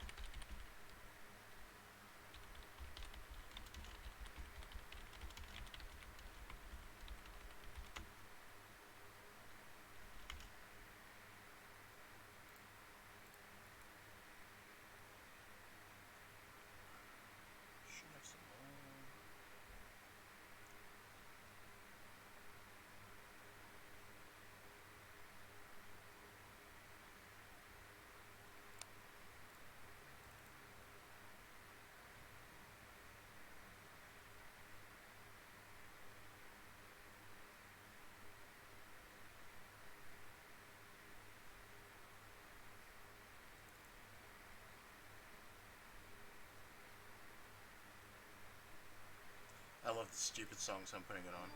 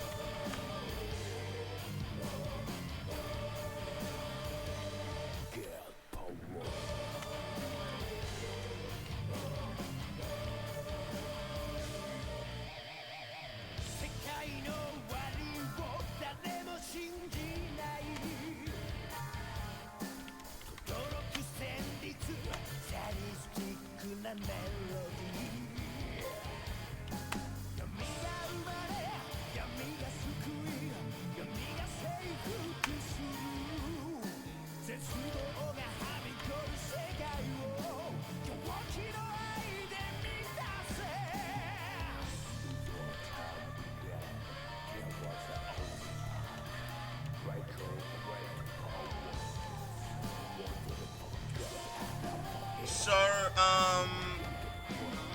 for Percival, a major part of his character is that he struggles a lot with his identity. He's considered the perfect soldier, the once-in-a-century ace.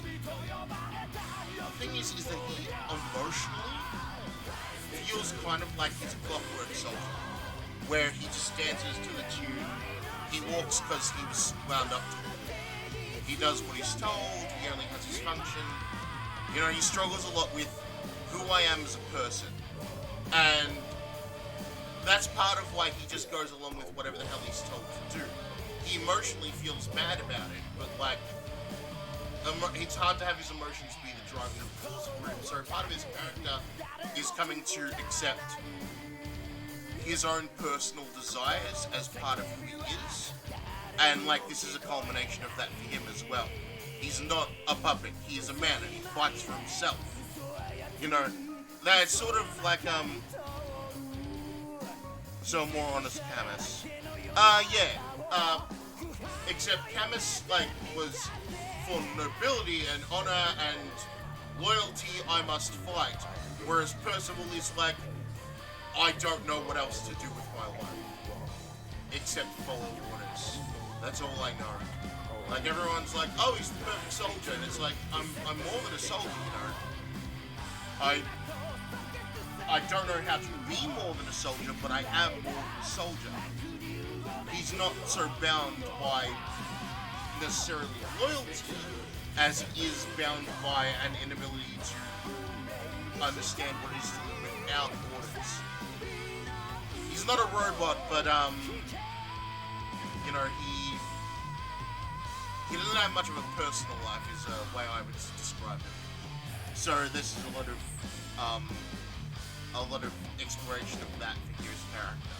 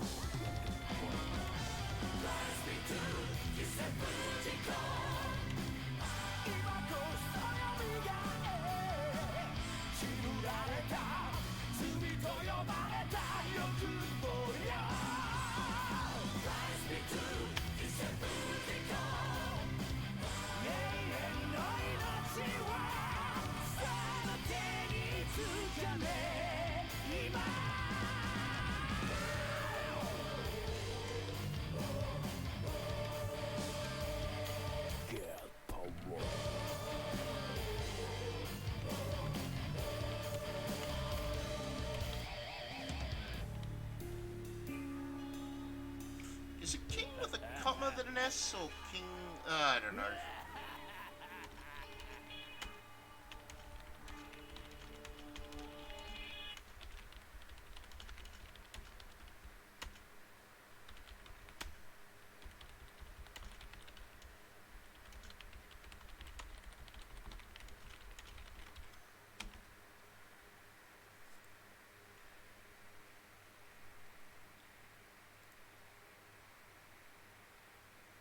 Now that is a badass line. Thank you! I do try my best to, like, make these characters all cool.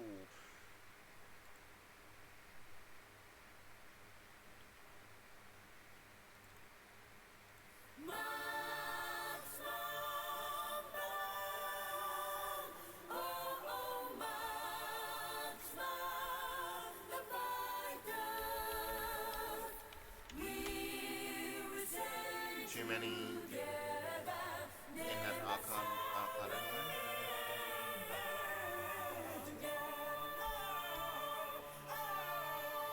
Okay.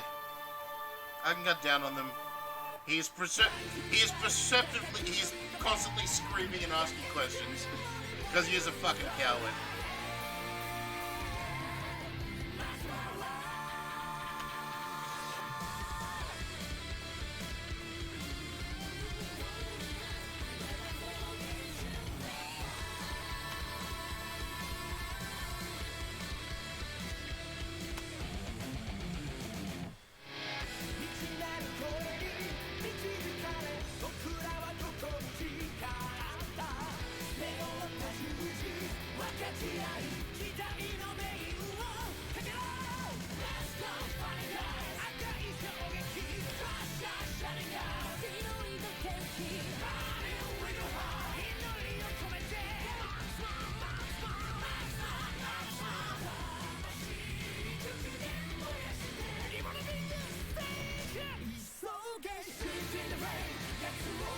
Yes!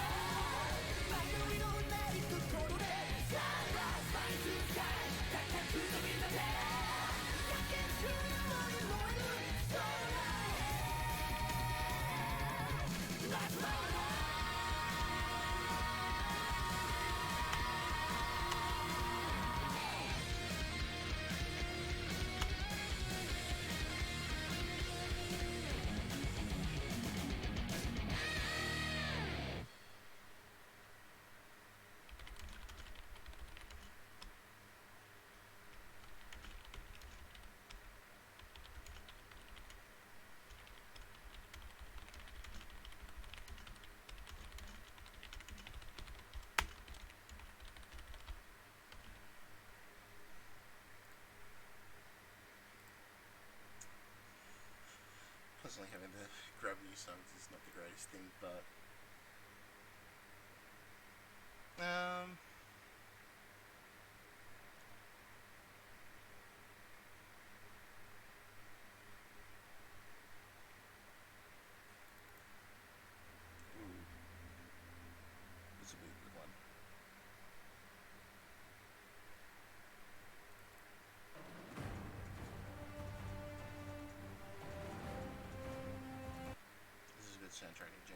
so I'm just gonna hit play all.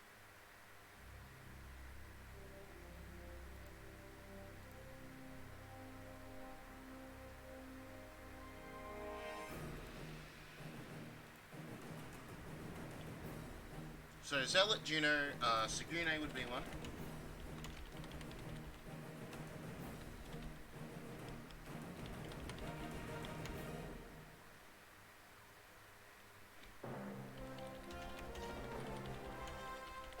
It is. Let's spell channels. Thank you. I am a writing major who can't spell. Well, no, I actually got my degree. So, I have my bachelor's in professional writing and I can't spell for shit.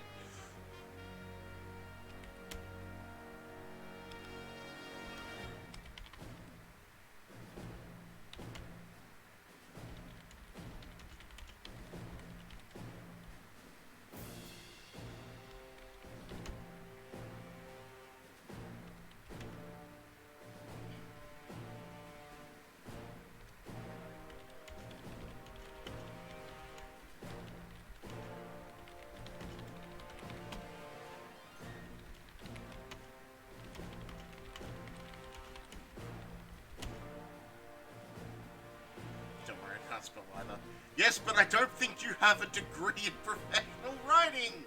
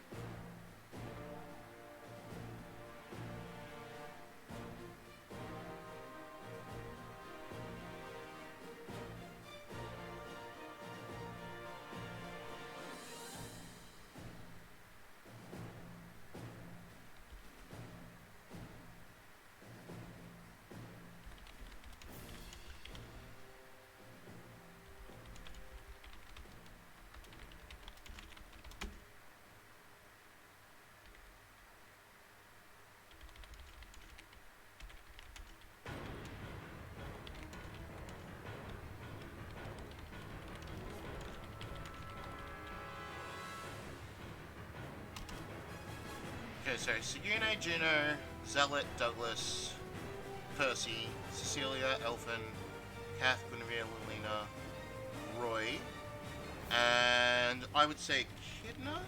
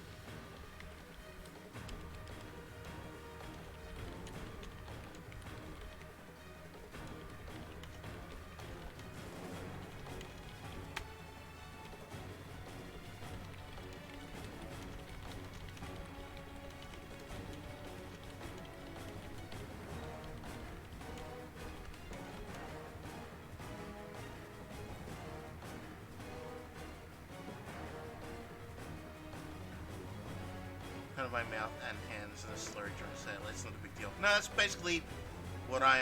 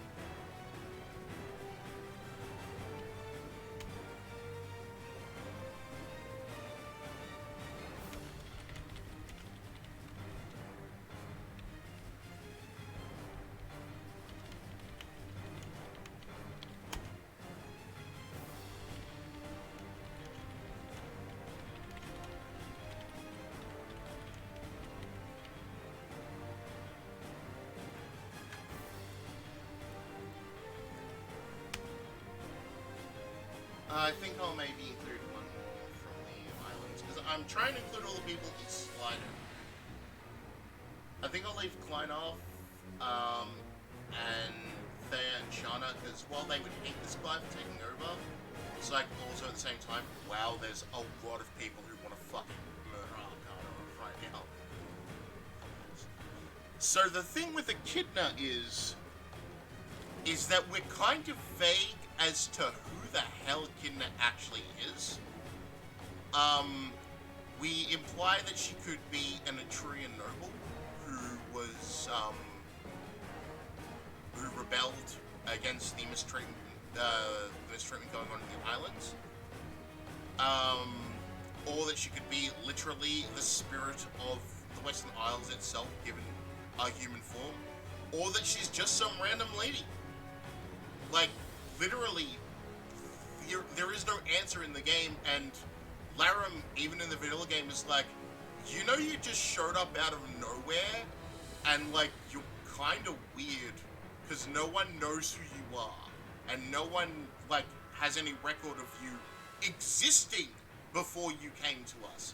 It's like, yeah, that's funny. Not gonna go and answer that, and then Laram's like, please don't disappear when we're done with our work. So that was always interesting to me, in that Echidna, you don't even know if she's human. She's certainly there, but no one really knows what she is.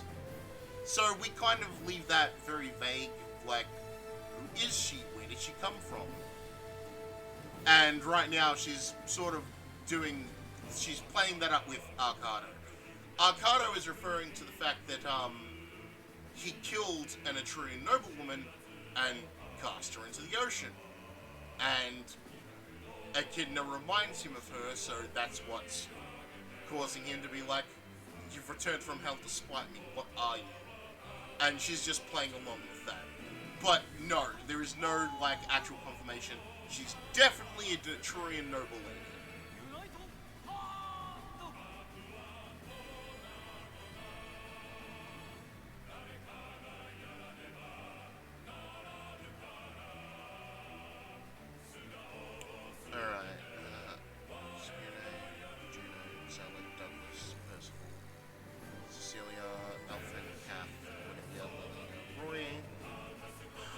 Thing is, I could do a lot of justification for a lot of people. I think I'll throw in Bartray because I don't think he gets enough love, and he's an islander and he was trying to free the slaves.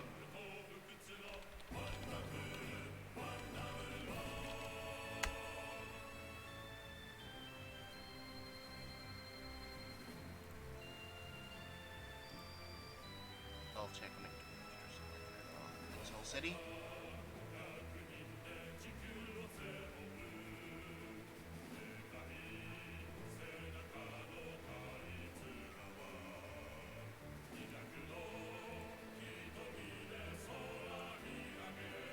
And thank you all for being here and talking and all that stuff. It really does help get the creative stuff flowing and letting me like feel like I'm actually doing stuff rather than just being in a depressive state.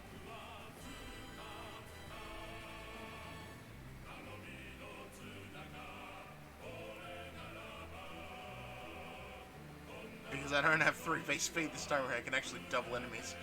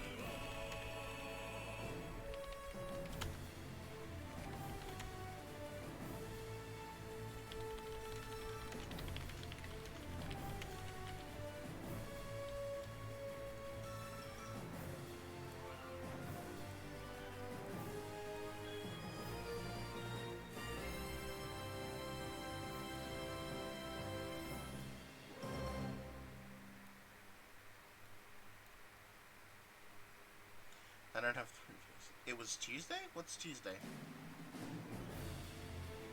Anyway, I feel like that's enough unique ones, so...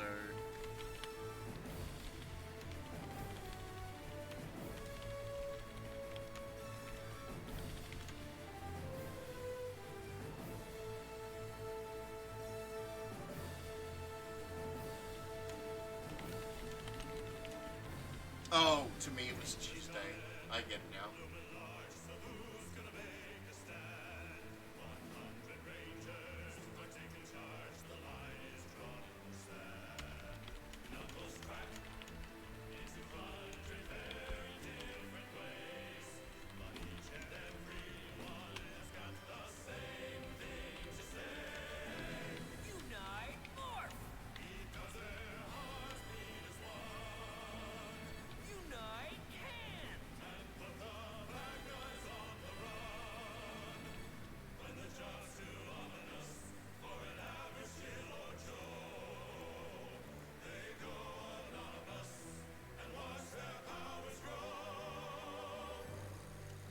I should probably, oh yeah. I got it eventually, I was just very slow. Do we typically do, death quotes for, most bosses with, like, who have unique talking points? Can I open up, I'm gonna have a look just for a sec.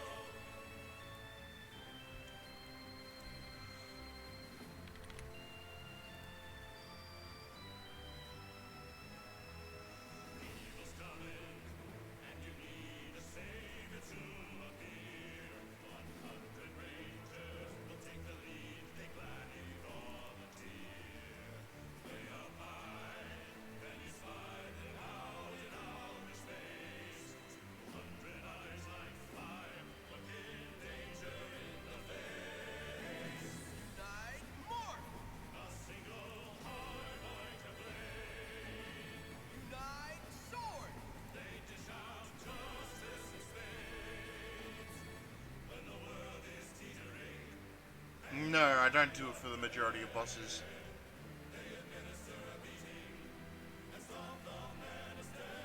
Oh, goodness gracious. I just remembered the best fucking boss quote that that I wrote. I have never written a boss quote better than this one. But we are. Do the Lycians now send little girls to fight their battles for them? Kath, get bent. That is the best fucking boss quote I ever wrote. Just get bent.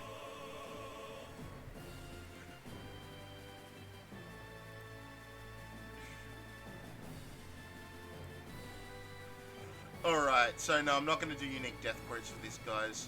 Arcado doesn't deserve it.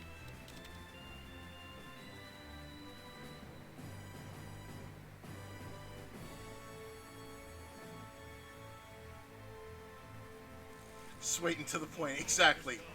The other one that I love that I wrote is for Scott versus Sin, where Sin is just like, where Scott is just like, you're gonna betray me after everything, all the money I've paid you, all the things I've done for you. You're just gonna stab me in the back? And Sin goes, yeah. What do you say to that? What do you say to someone just going, yes?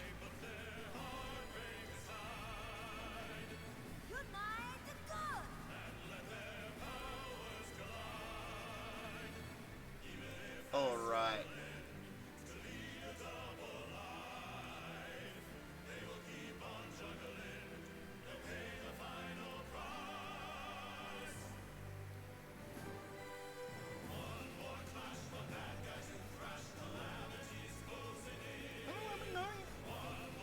Two and a half hours. So yeah, let's get this will be the last part of it, where we will write.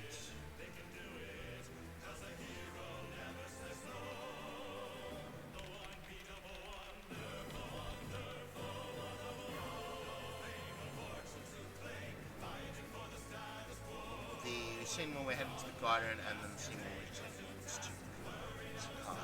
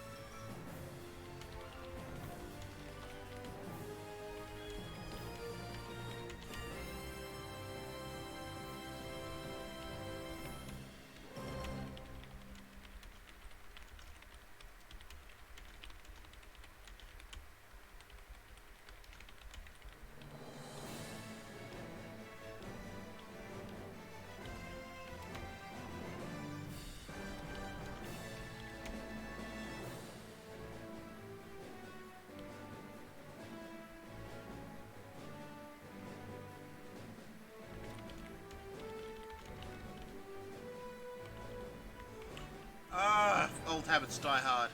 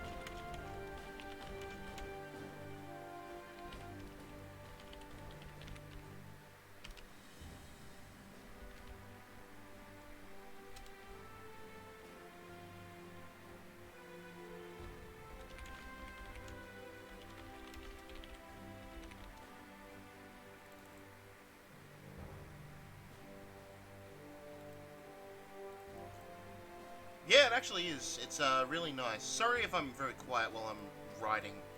I'm kind of in the zone. And when I'm just in the zone, I don't really think to say anything. I hope you guys are at least enjoying sort of watching my process right now. So the way I just generally do these is that for guidance scenes, I don't mind if it's just Roy talking. But, for ending scenes with no guidance, you will typically get the trio joining together. And I'll probably lead off with the same line here. I don't actually really like that pathetic to his last breath line.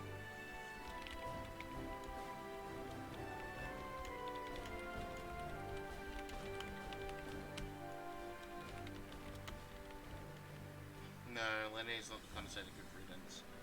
Guinevere is the kind to say good riddance.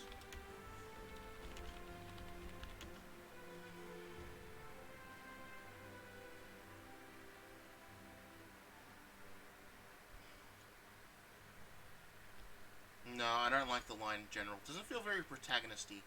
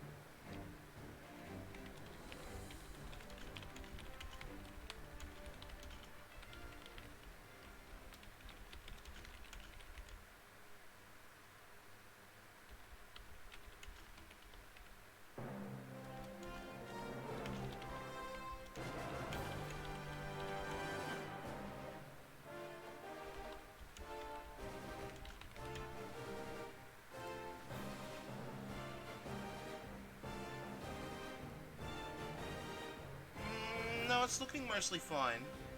Just keep going. Like,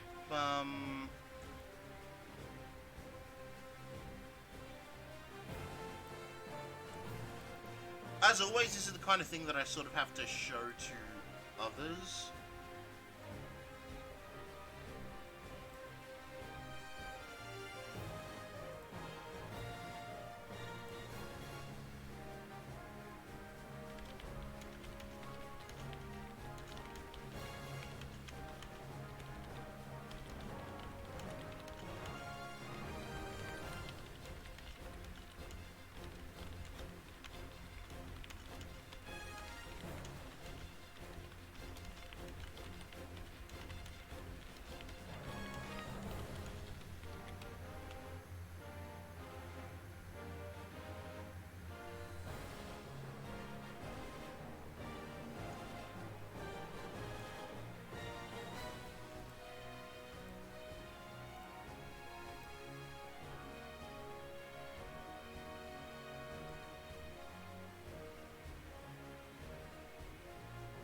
Sure, thanks a lot,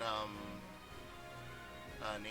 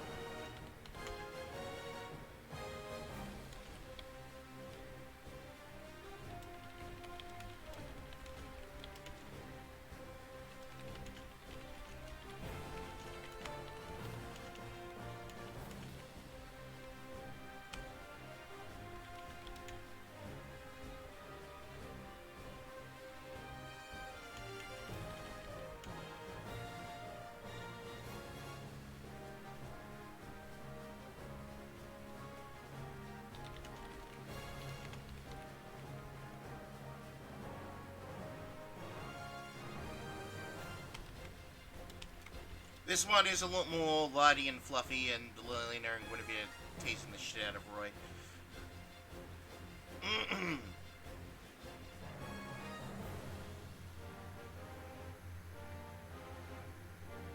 Anyway, for a first draft, this is chapter 28, done and dusted. Woo! Oh my goodness. So next to work on is the base conversations, which is technically also the base conversations for 28X. Oh, well, I'm a little tired. It is 11:23 right now. So a quick question. What? No, Guidance have base conversations too. The thing is that,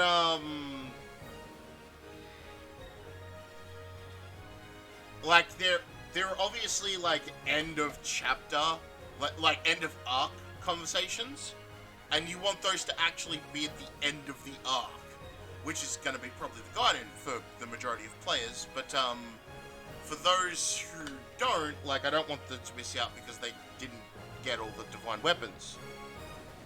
So I make sort of like filler conversations sort of leading into the Gaiden. So you do get more content for getting the Gaidens. I only usually make like 2 to 3 of them, not that many.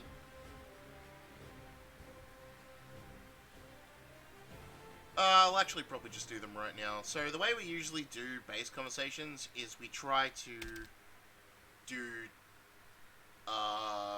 like talks between characters who don't usually talk.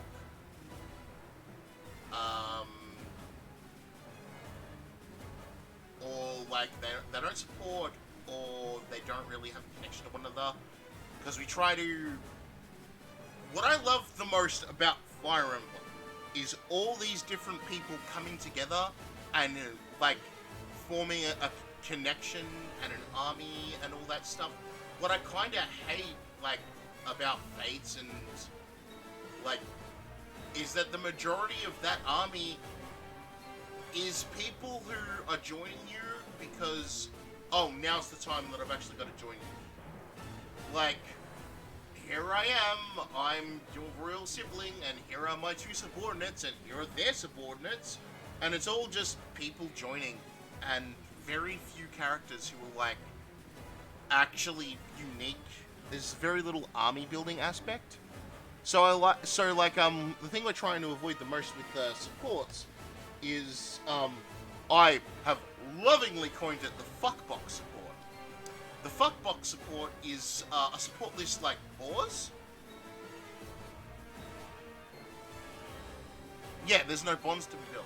Like, Boars, Bath, and Gwendolyn all have the same support list with one another, with them swapped out with the other people on their list. And it's just so insular. Like, how does Bath feel about his Ilian allies, or about his Sasaian allies, or about anyone else? Who the fuck knows, because he only talks with the same fucking people that Boris talks with and who Gwendolyn talks with, and they're all in Ostia. It's really... It makes those characters essentially segued off into their own little fucking world, and they don't interact with the larger army in a whole. So I want to make those characters interact with the larger army in a whole. I'm actually going to go through it, taking a small break, but when I get back, I will write those base conversations, and then I don't know, I might move on to writing the Gaiden, or, like, we've already been going for 3 hours.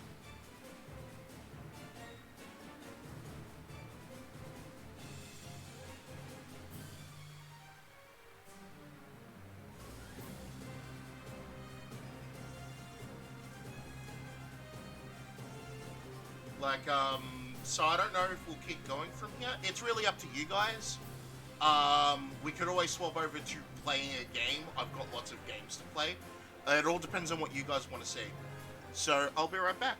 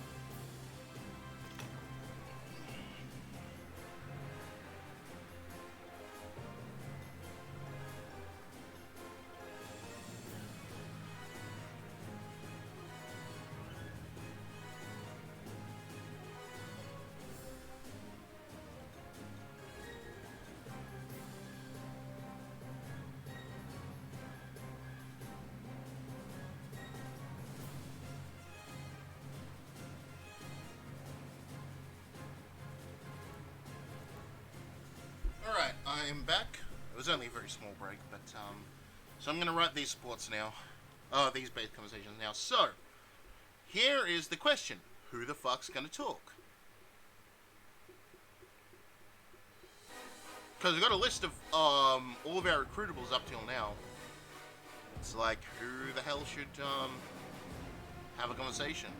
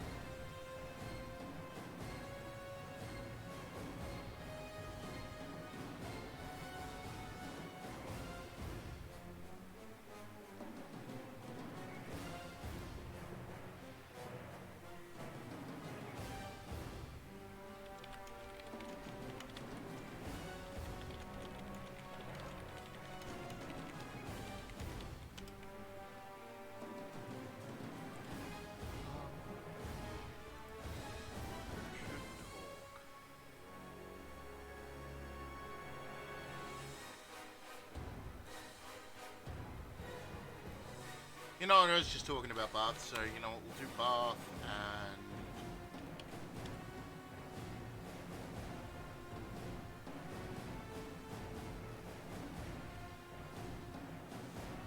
and... No, you know what? You know what? It's Juno's sort of like debut, so we'll throw Juno in with...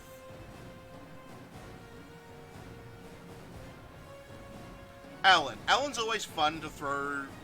Alan and Klein, actually, because one, they are Thea's suitors, and so it's always funny to, like, make fun of the fact that Thea has, like, no ability to deal with the fact that her crushes are the most noble, handsome guy, winner of most likely to be best husbando, and this crazy, berserker-like noble horseman who acts like a fucking lunatic, but for some reason she just can't stay away from. So it's always funny.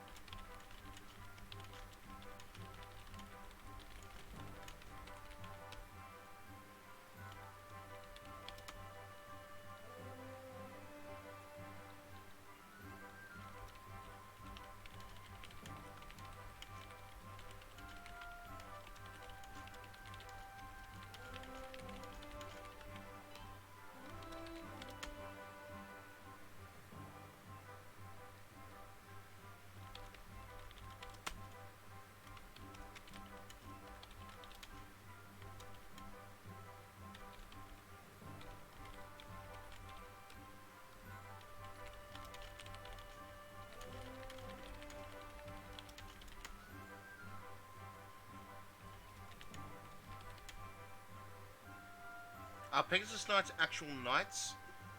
Oh, wow, as in, like, nobility? She'd be a dame. No, no, no, she's not a knight in that regard. Like, she's a Pegasus Knight in the sense that... Brain, could you function just for a minute here? No, no, no, because we use Dame for knights that are nobility.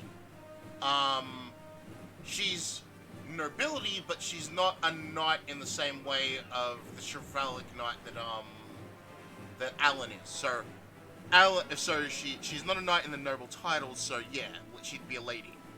She's technically a noble, but not a knight. So she's not a dame. She's a lady.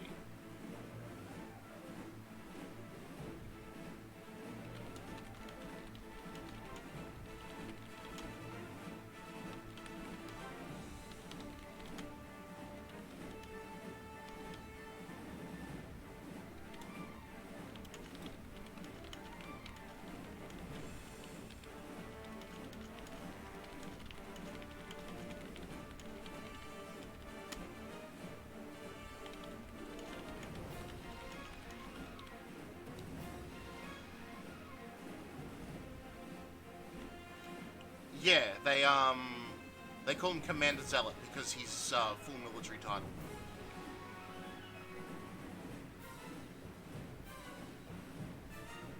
It's either Commander Zealot or Lord Zealot, or King Zealot. Like, although that's not actually something anyone calls him, or just Zealot. Like, but officially his title is Commander. Same for Sigune. She would not be a dame. She is and she's not nobility, so she's just Commander Sigune. Except for when, like, Lance is trying to be very polite and all that stuff, he'll call her lady, even though she's not technically a noble.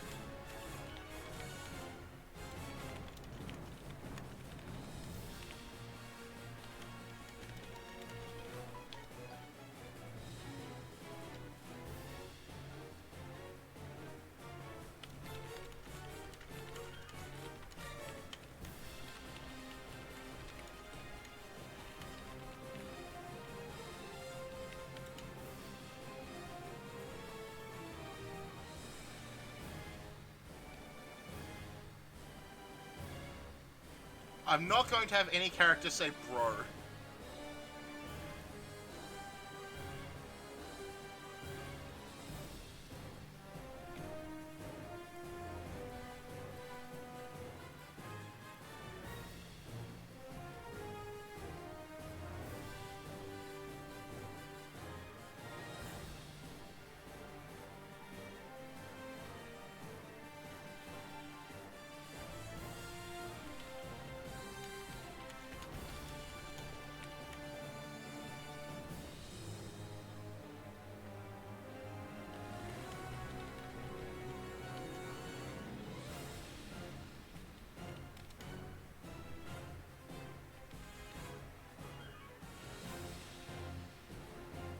Actually, you know what? You say that, but I'm going to just add one little thing.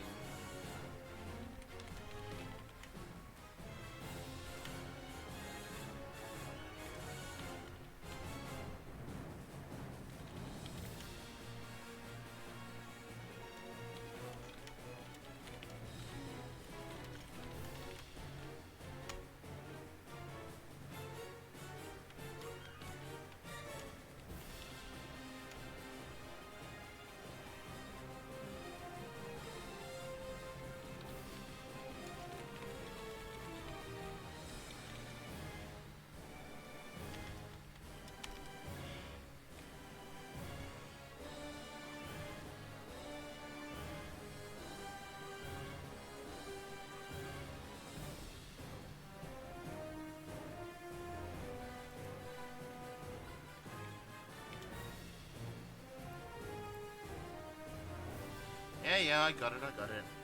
Juno didn't really play into that one too much. She played into it a little bit. But, like, this is what you guys should sort of expect from base conversations. It's not super, like, here is everything about my character, and we're going to do this deep developing moment. But it is fun shit just going on between, like, dudes in the army. Alan and Klein don't support. Juno doesn't support any of them either.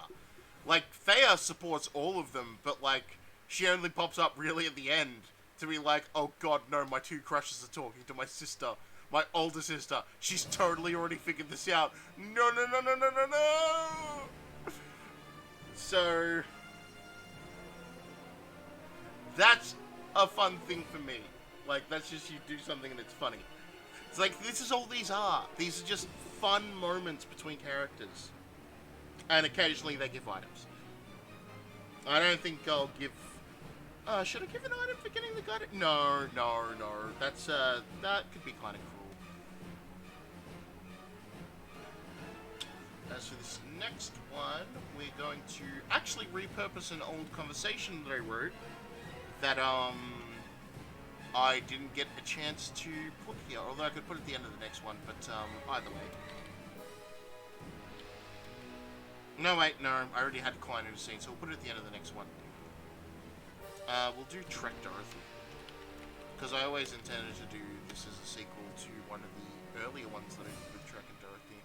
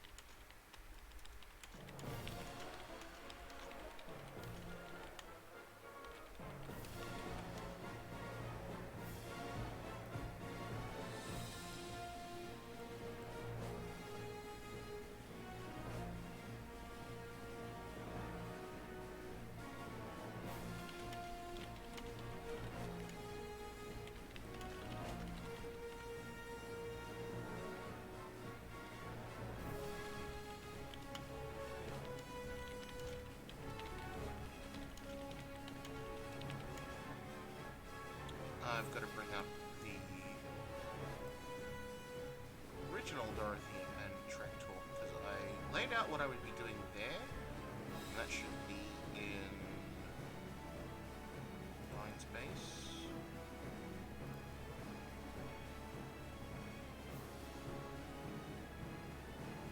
No, that was Dorothy and Noah, which was funny as hell.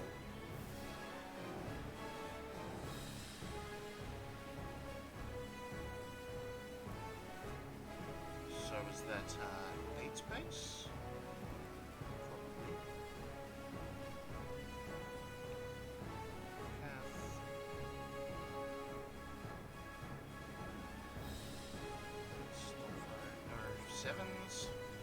Oh goodness, I've written so much I don't even know where the hell everything is.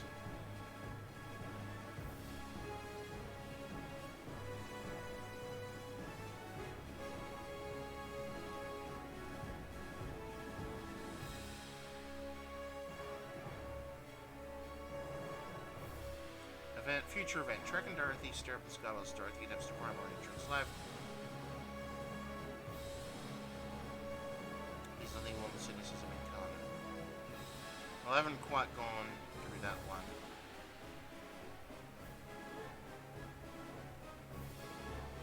I haven't quite gone in that direction. No, I'm not showing you guys the shame docs. The shame docs are hidden for a reason.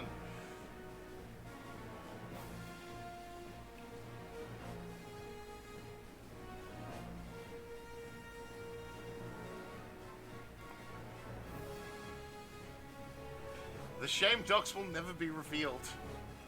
I'm actually...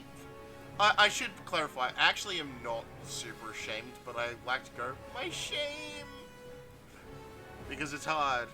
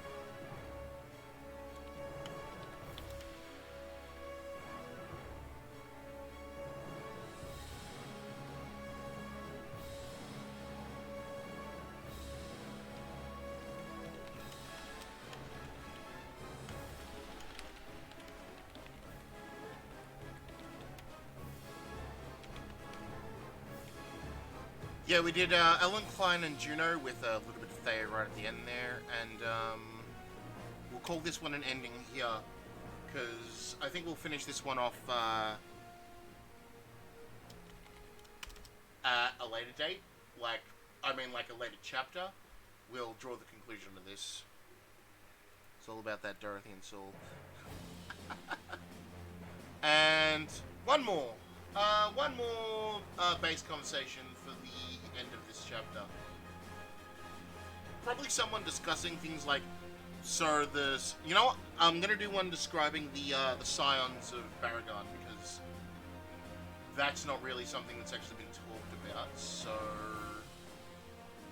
this will be Elfin, and did you give any stat boosts or items this time? Not that I think of. I don't think we have any stat boosts or items in this one. Because this is a between guidance one. Like, this is what you do to get the guidance. So I don't know if we should do that for those ones. If so, like, if we decide that, because that's a boost for people who get the guidance over people who don't. So I don't know if we should do that. Let's see, Elfin and Juno's already got one. Although she can always have another, it's not something like she can only have one. Go Elfin and Guinevere? No, because Guinevere, one, supports Elfin, so she has plenty of chances to talk with him, and two, she wouldn't really know about this. You know what? Did you do that in Abandon's Wonder at different climates this arc yet? No, I did not. I think I'll go and backfill those.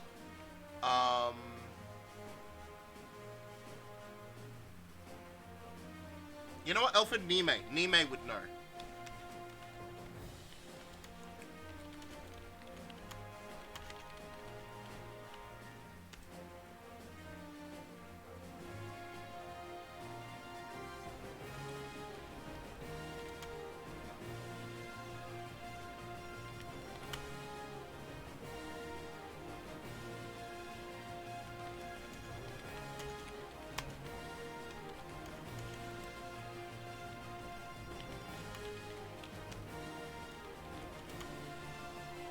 apostrophe.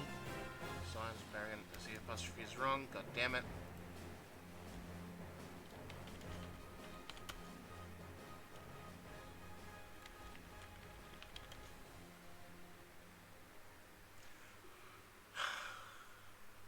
God. I want to have, like, old crone, but I don't think Elfin would ever be so rude.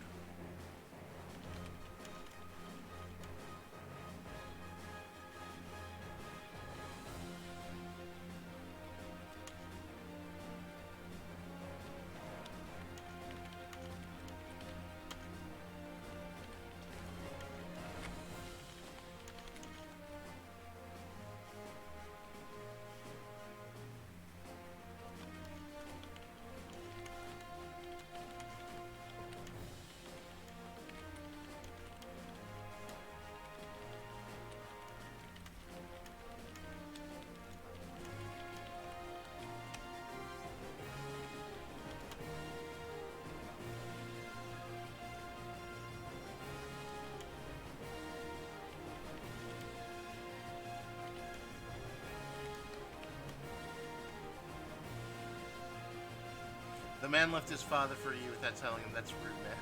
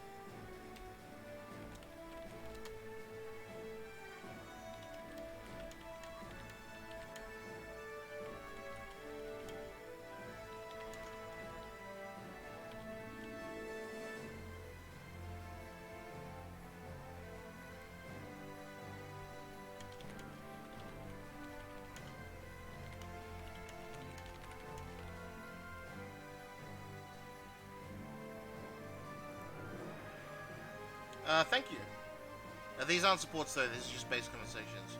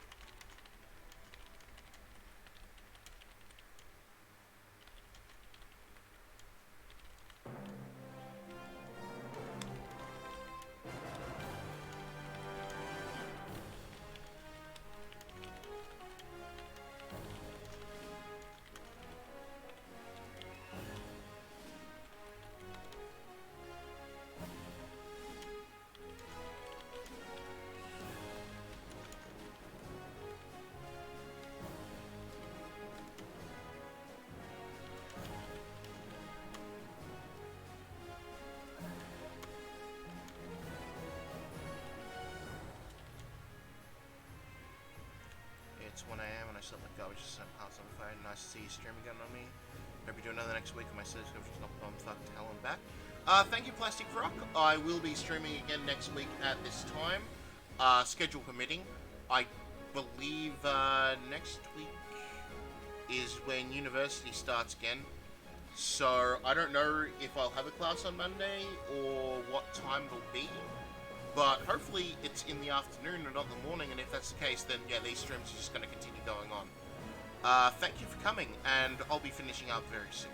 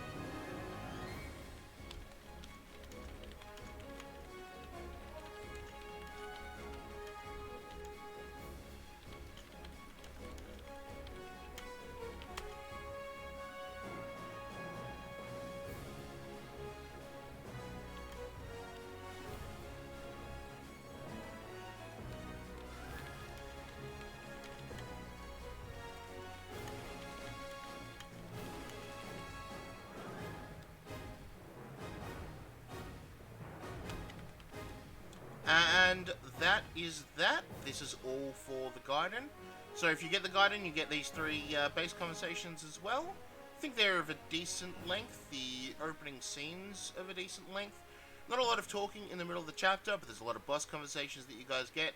Hope you guys have got a little bit of an insight into my writing style. This probably isn't the end for this chapter. We're going to want to edit it and like go over it a bunch more times, because in about a week I'm going to look back at this and go, no, I want to kill myself, no! But I do thank you all. It's 12 o'clock now. I don't know. I'm kind of burnt out on the writing. I think I've written all I need to. So I could play some games, but I feel like most people are here for development. You should show that on some future stream. Text is setting and cutting things off. It's nicely in the text, but you should share them on some future stream. Yeah. You know what? This has been a 3.5 hour stream that I forgot to record because I'm fucking stupid. So I'm gonna have to dump this so I can upload it on YouTube. Thank you all for coming. I do other streams. I'd watch a game too. I do other streams at that are probably gonna also be this early in the morning. Well, for me, it's early in the morning. So if you'd like to like watch me play games and all that stuff, I do that. I usually dissect what I'm feeling about games. I'm probably gonna start up You know what? I don't know yet. I might redo Shadow Dragon, or because I stopped that one midway through, or I might do a Final Fantasy game. Let me know. You know, either in the topic on FEU or on Discord or anything like that if you guys want to see me play a certain thing. Thank you all for dropping by, but I feel like I've written myself out. So have a good one. Take care.